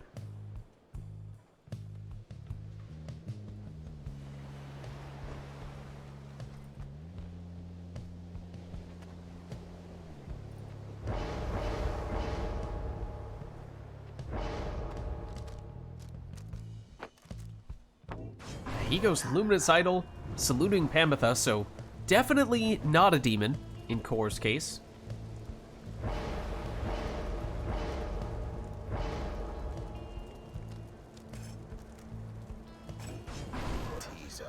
Webbed Lanthorn Tizo for Anor, so alright, Anor not going full demon anyway.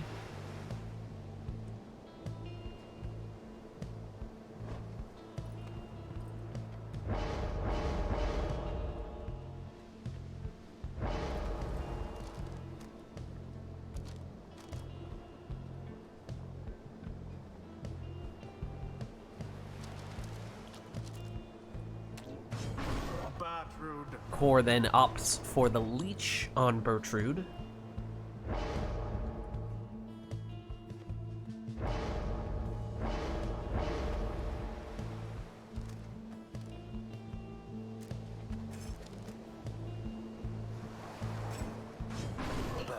Prayer Beads Bertrude for Anor.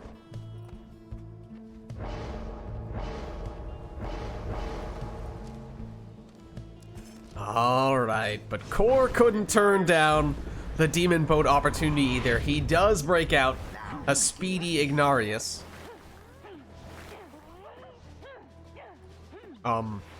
Excuse me? What is this Flappy Harp nonsense? Get this out of here? I thought we signed up for boat magic. We definitely did not sign up for Flappy Harp nonsense.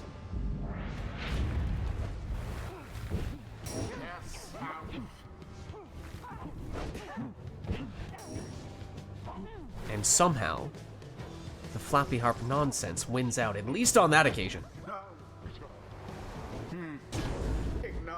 But it is Ignarius finishing the job here for Core, plunging for 30. The dissident's pyre now burns relatively brighter.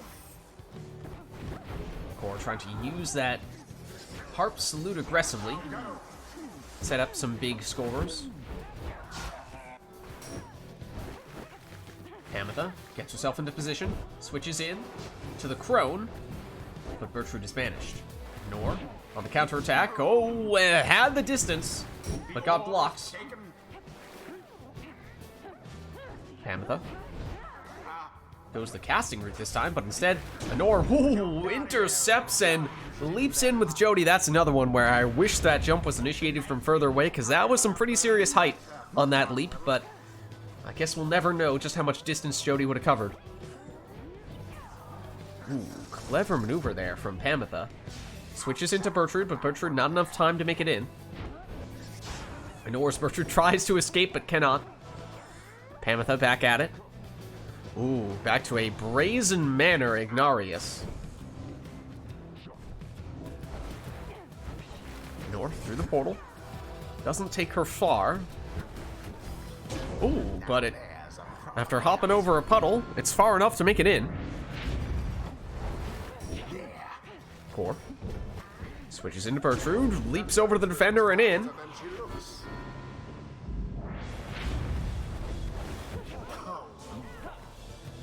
Jody. Against Iggy. They continue to clash. Jody wins out though, but Pamitha returns just in time for Core.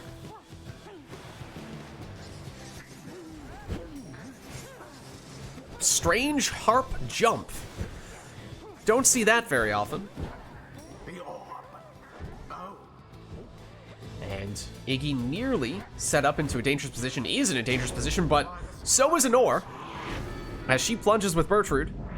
And now Core down to 25 Pyre life means one score potentially enough for Anor with either Jody or Bertrude. And here is Jody, but she's taken out.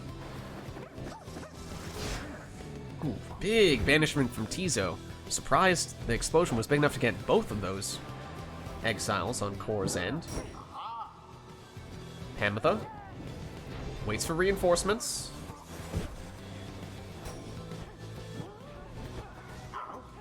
Tries to clear out some room, but here comes Anor. And it's done. The Night Wings prevail. GG. Perhaps they do deserve their freedom after all. Well played, you two. The rite is done. All right. Let's head on back. Until the next rite. And let us know if there's anything we'd like for the next one. Anor says she can swap out if anyone is interested in getting in. If so, let us know.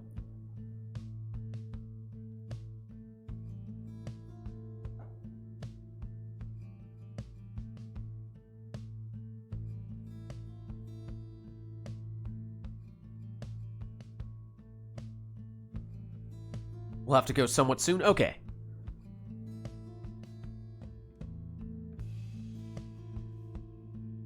Well, in that case, I mean, we could make this the penultimate rite, if you need to head out soon, Anor. If we need to wrap things up. 2, 3 more? Okay.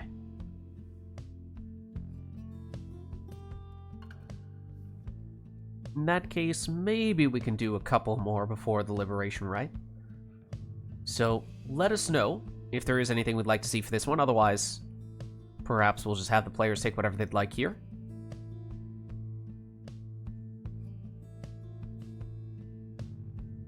Not seeing anything, so why don't we get this one started then?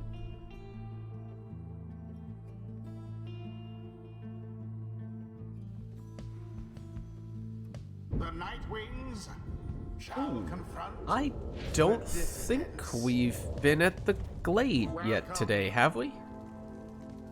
Who shall conduct the rites? I think this might be our first Glade match today. We did? Alright, I'm making it up then.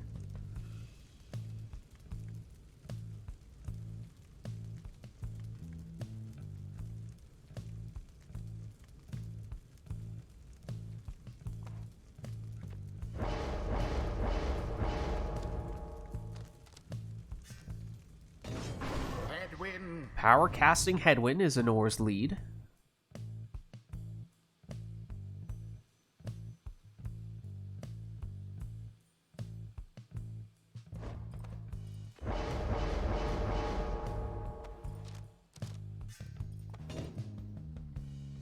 Whereas Core goes power casting Snadra.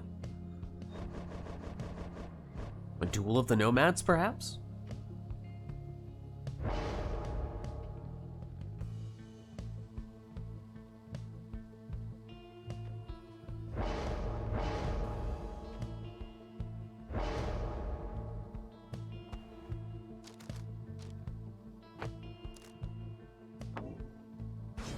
Anor does take Nomad number 2. Ooh, I didn't pay as close attention to this, but I really like Snadra's raiments, especially with her ghosty, semi-transparent effect. So we don't see very many people playing the Dissidents nowadays, so you don't see these raiment colors very often.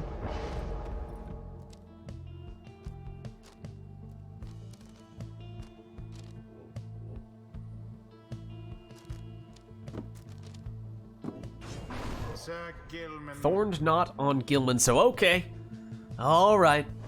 It's not all nomads. At least not for core.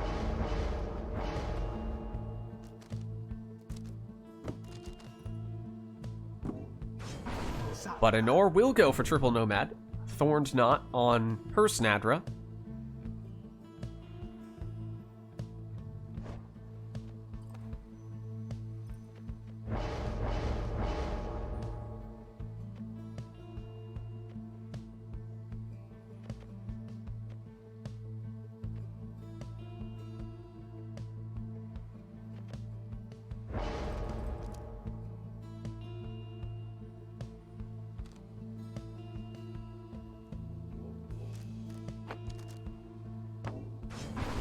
And it is Titan Tooth Volfred in the final spot for core. Ooh, some big casts, but those saplings can bounce back the casts and potentially make Anor vanish herself.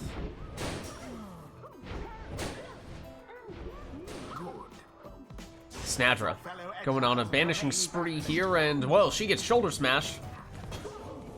Might not be 100% nomads on both sides here, but alright, we're back. We did have the stream crash somewhere in the middle of that right. We are still in that right now, so why don't I give you guys a countdown before we resume. So I'll go 3, 2, 1, go, and on go I'll hit resume. 3, 2, 1, go.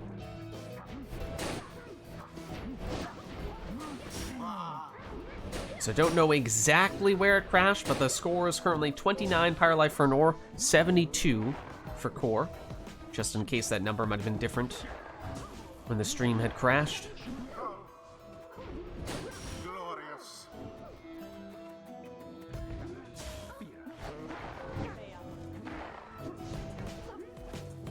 Snadra. Ooh, snuck through unbanished. Actually banished the defender there. Down she goes eventually. Snadra back defensively. Anor can't quite find a way in.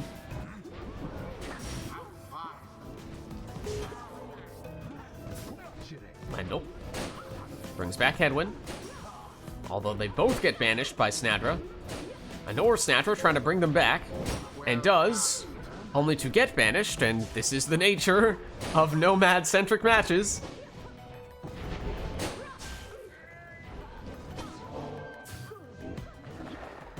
Snadra for Anor. See it coming. Hedwyn one side, Snadra the other. Who will it be?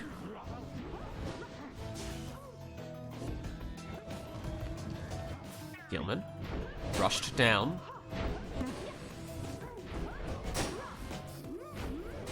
Lendl back to Snadra, brings back Hedwyn. Here is Hedwyn. Hedwyn, ooh, snuck past a little bit, but it's Snadra From Sandra the Unseeing. who plunges for 20, leeches back 10 as well, which is fairly important as Anor was just at 29 before that.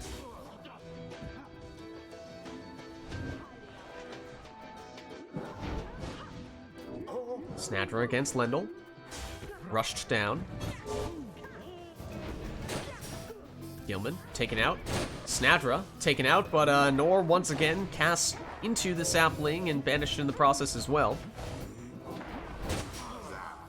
Absolute chaos there as that cast bounced off multiple things seemingly. Core with an uncontested Pyre goes for a little, I think there was more than 360 on that throw.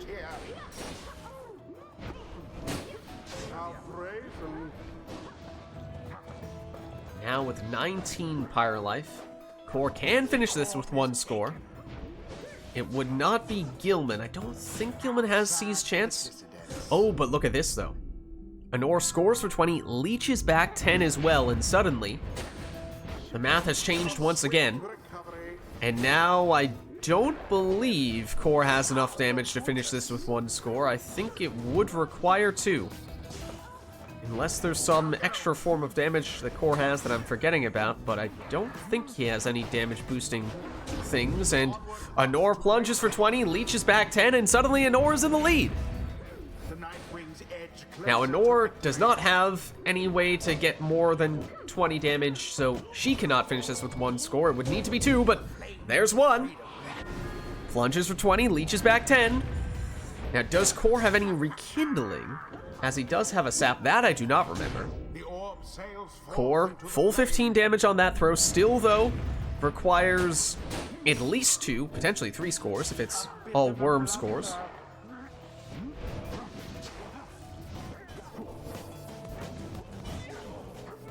Win. And Snadra. Now no one. Opportunity for Core. Throws, but as I was saying, 15 damage means that, well, now it is possible for either Volfred or Snadra, but Gilman does not have enough. So that means even after those 2 throws, Anor's still holding on here. But now anyone on Core's team could do the trick, and everyone is banished for Anor. So here is Core's chance. And it is done. GG. Perhaps a stroke of fortune ought to be thanked. The rite is complete. Well played, you two, and, well, that leech can definitely change the way the rite is looking. Stars align.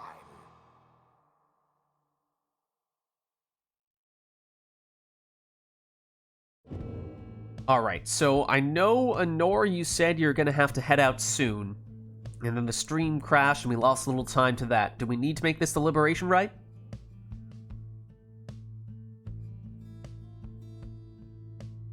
Still good for 2 more? Okay, so in that case, let's make this the penultimate rite. So if there is anything we want to do before our final rite of the night, anything we want to request, this is our last chance to make it happen, so let us know if there is anything we want to make sure we get the chance to do. As, of course, we will not take any requests for the final match.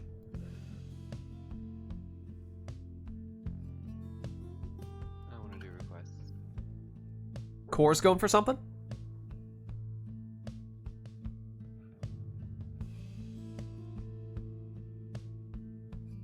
Book. Oh, that is the least efficient direction to go for book. There we go. Okay. Is that all? Is there more to it? Or is it just book? Forbidden knowledge. Okay, I'm starting to sense a theme. That's why I asked. That's it. That's it? Okay. That's all from Core. Anyone like to add on to that, or will that be all? Book, forbidden knowledge. Let's get started.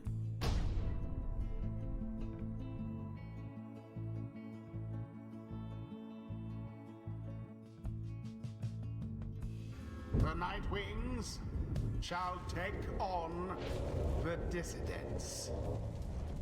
Welcome. Who shall conduct the rites? Alright, so we're on the book, but no requests affecting your team composition here, so that much is up to you. Tay. Nor starts quick throwing stowaway.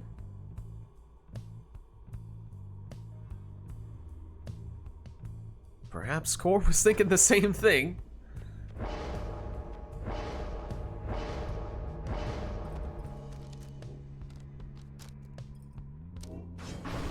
He goes Vengeful Val Gilman for his lead.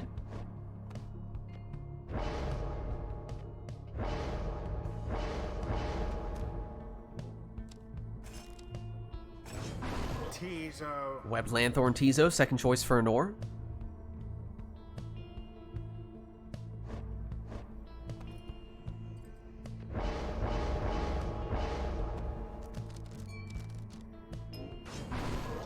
Bottled Void Stowaway. Oh, hold on just a second here. What is this canned singularity doing? Volfred. Nutrition Stick Volfred, final choice for Anor.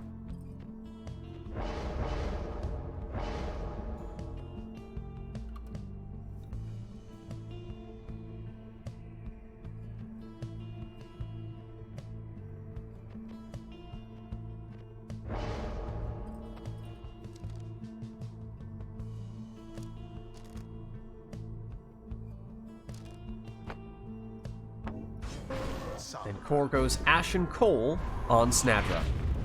Alright, here we are. Stowaway teleports the orb only to immediately get banished. Volfred, there is the nutrition stick at work. Setting up the plunge. Stowaway, ooh, went for a quick throw, but that throw was intercepted by Snadra. Snadra to Gilman, who has an uncontested Pyre to go into and has Seize Chance active. So 25 damage there. Stowaway, intercepted.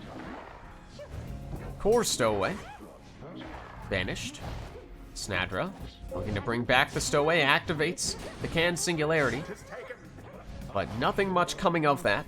In fact, time for Nor to throw in an uncontested Pyre for 25. Thanks to Volfred. Ooh, and the Stowaway for a second there. It looked like she timed that perfectly. Right as Core was jumping out of defensive position, but Core still able to intercept. Here is Snadra. And now Volfred, once again, finds himself with time to throw. The Nightwing's Pyre burns brighter for now. Went Stowaway not quite quick enough there, but Can Singularity activates.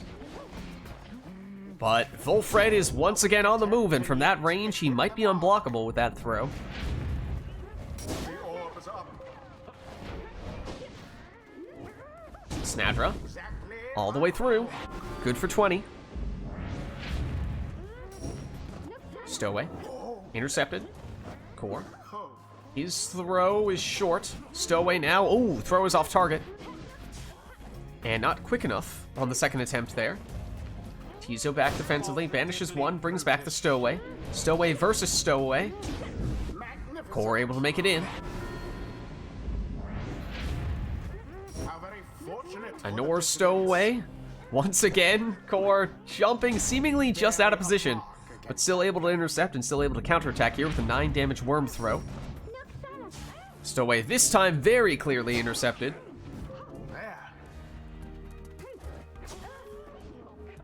Stunning claim. Time for the Stowaway, although does run into a defender. But eventually does make it in and plunges for 20 here, so that means one more score, potentially all Core needs. I don't recall as to whether Nor took any rekindling on her sap. Stowaway was thinking about the throw, now thinking against it. Gilman for Core. Looking for the right angle.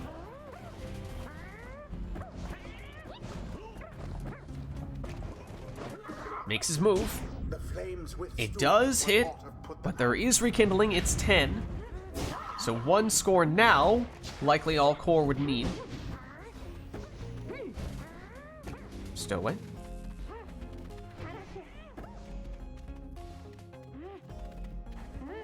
Goes one way, fakes the other. Oh, and there is the well-timed stunning claim, but not quite enough to get the Stowaway in. Nor stalls, trying to get some reinforcements here. And just barely buys enough time to make that happen. Stowaway. Ninja strats. Lands for 20 with that throw, and Nor now needs 2 scores to Core's 1. Core looking dangerous here. And gets the winning throw. The dissidents prevail. GG. Victory, yet nonetheless commendable. Thus end this night's proceedings. Phaler, he's committed to his sap slander. Stars align.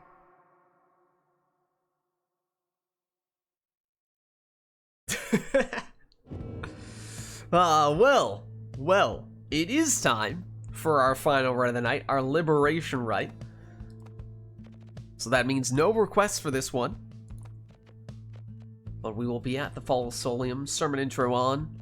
And let's see, so Core, oh, we can do a Dissidents Never to Return. We very rarely hear that, as I was saying earlier today.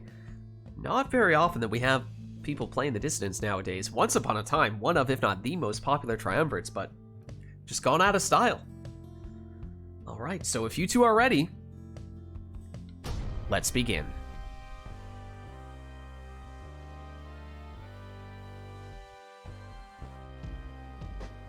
Good evening, exiles. You heed the summons to the fall of Solium. You shall take part here in a glorious tradition. Let us determine which of you is the superior. Night Wings, stand prepared. Dissidents, stand prepared. Who shall strive for freedom? Alright, so as we were saying, this is our final rite of the night, our liberation rite. No requests from chat. Both players just finishing things off in style for Nor. That means a saluting prayer beads Pamitha as the lead.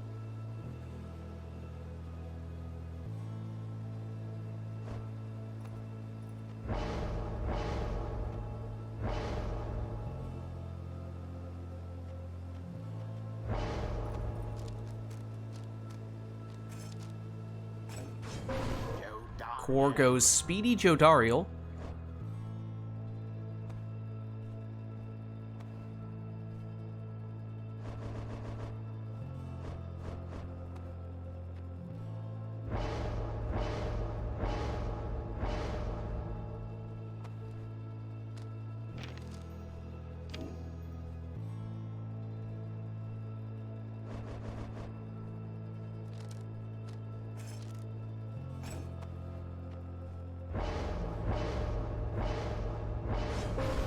Anor will also go Speedy Jodariel.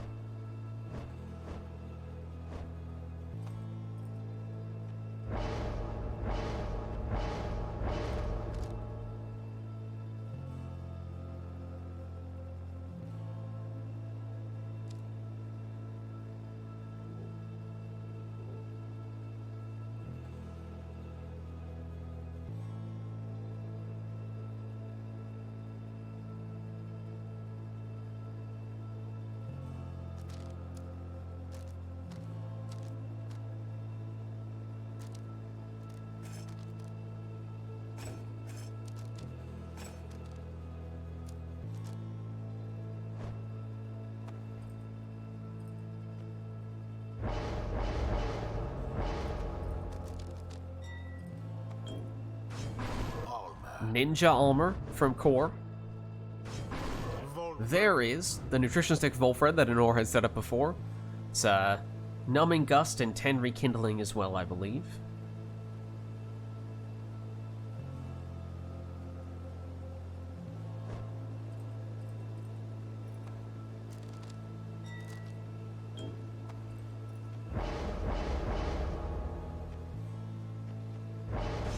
Then Ninja Banishing Throws Gareth is the final choice for Core, and here we are, our final rite of the night.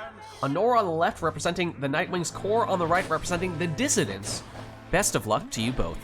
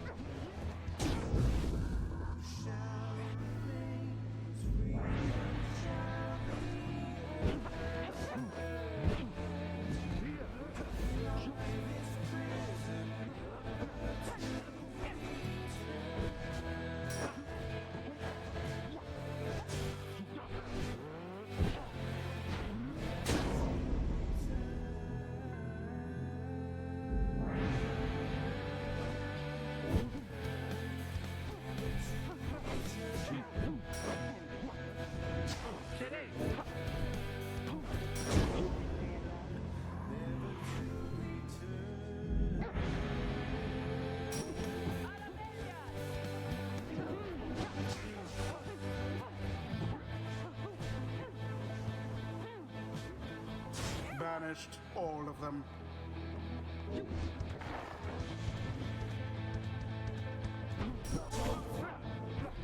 All banished.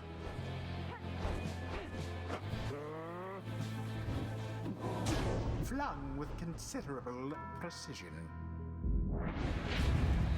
The dissidents seem to be falling behind.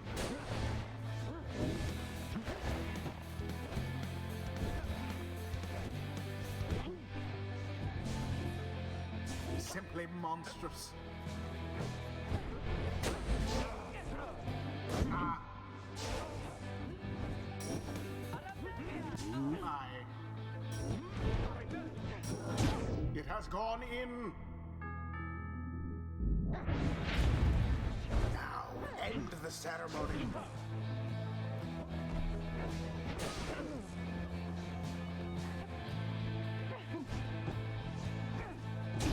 Resplendent.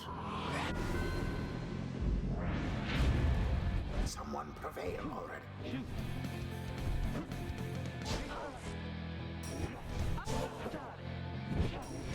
No sign of the dissidents for now.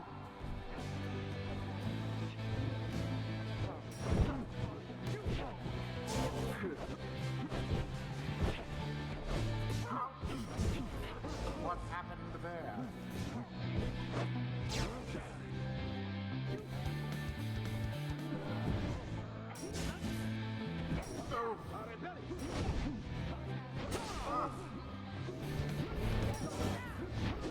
That was the last of them. Divine intervention. Oh. Now go.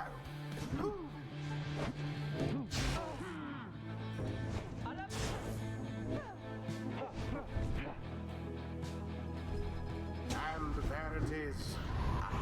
And there it is. GG. Great right. Of their adversaries, the same cannot be said. Well played, you two. Ends the liberation rite. And that was our liberation rite, our final rite of the night, and a good one to wrap things up with, I would wager.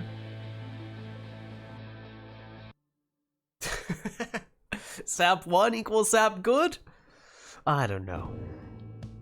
I leave that up to you all, but I am going to hop out of Discord. I will catch you guys next week. Let me free them from remote play, if they haven't already fled. There you go. I'll free you. Don't worry. Okay, let me just throw this screen on here. Thank you all for watching. This was, of course, Pyre Community RITE Night. And if you're interested in getting more involved in multiplayer Pyre, then the best way to do so is by joining the RITE Club Discord server, where we coordinate all this stuff. So you can do that by clicking on that link right there. My name is Lids. I'm hosting these RITE Nights. Our streaming schedule nowadays is Friday nights is Mass Effect Andromeda multiplayer. Saturdays, or rather, yes. Yeah, that's correct. Saturdays, Mass Effect 3 multiplayer. Sundays, obviously, RITE Night. Then Lids Vids on YouTube as well, posting the VODs for all those streams, so if you missed anything, you can catch it there as well.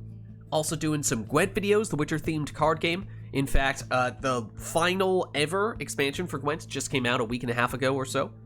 And also Thronebreaker, the Gwent campaign, finished that a little while back as well. But if you haven't done so yet already, of course, you can also hit the follow button to get notification when I go live. So follow me on Twitter at LidsVids. I post there when I go live as well. But actually, the best place to stay up to date on all things Lids is by joining my Discord, which you can do by clicking on that link right there. But that's going to be it for me for tonight. So thank you all for watching. Hope you enjoyed this stream. And I'll catch you next time.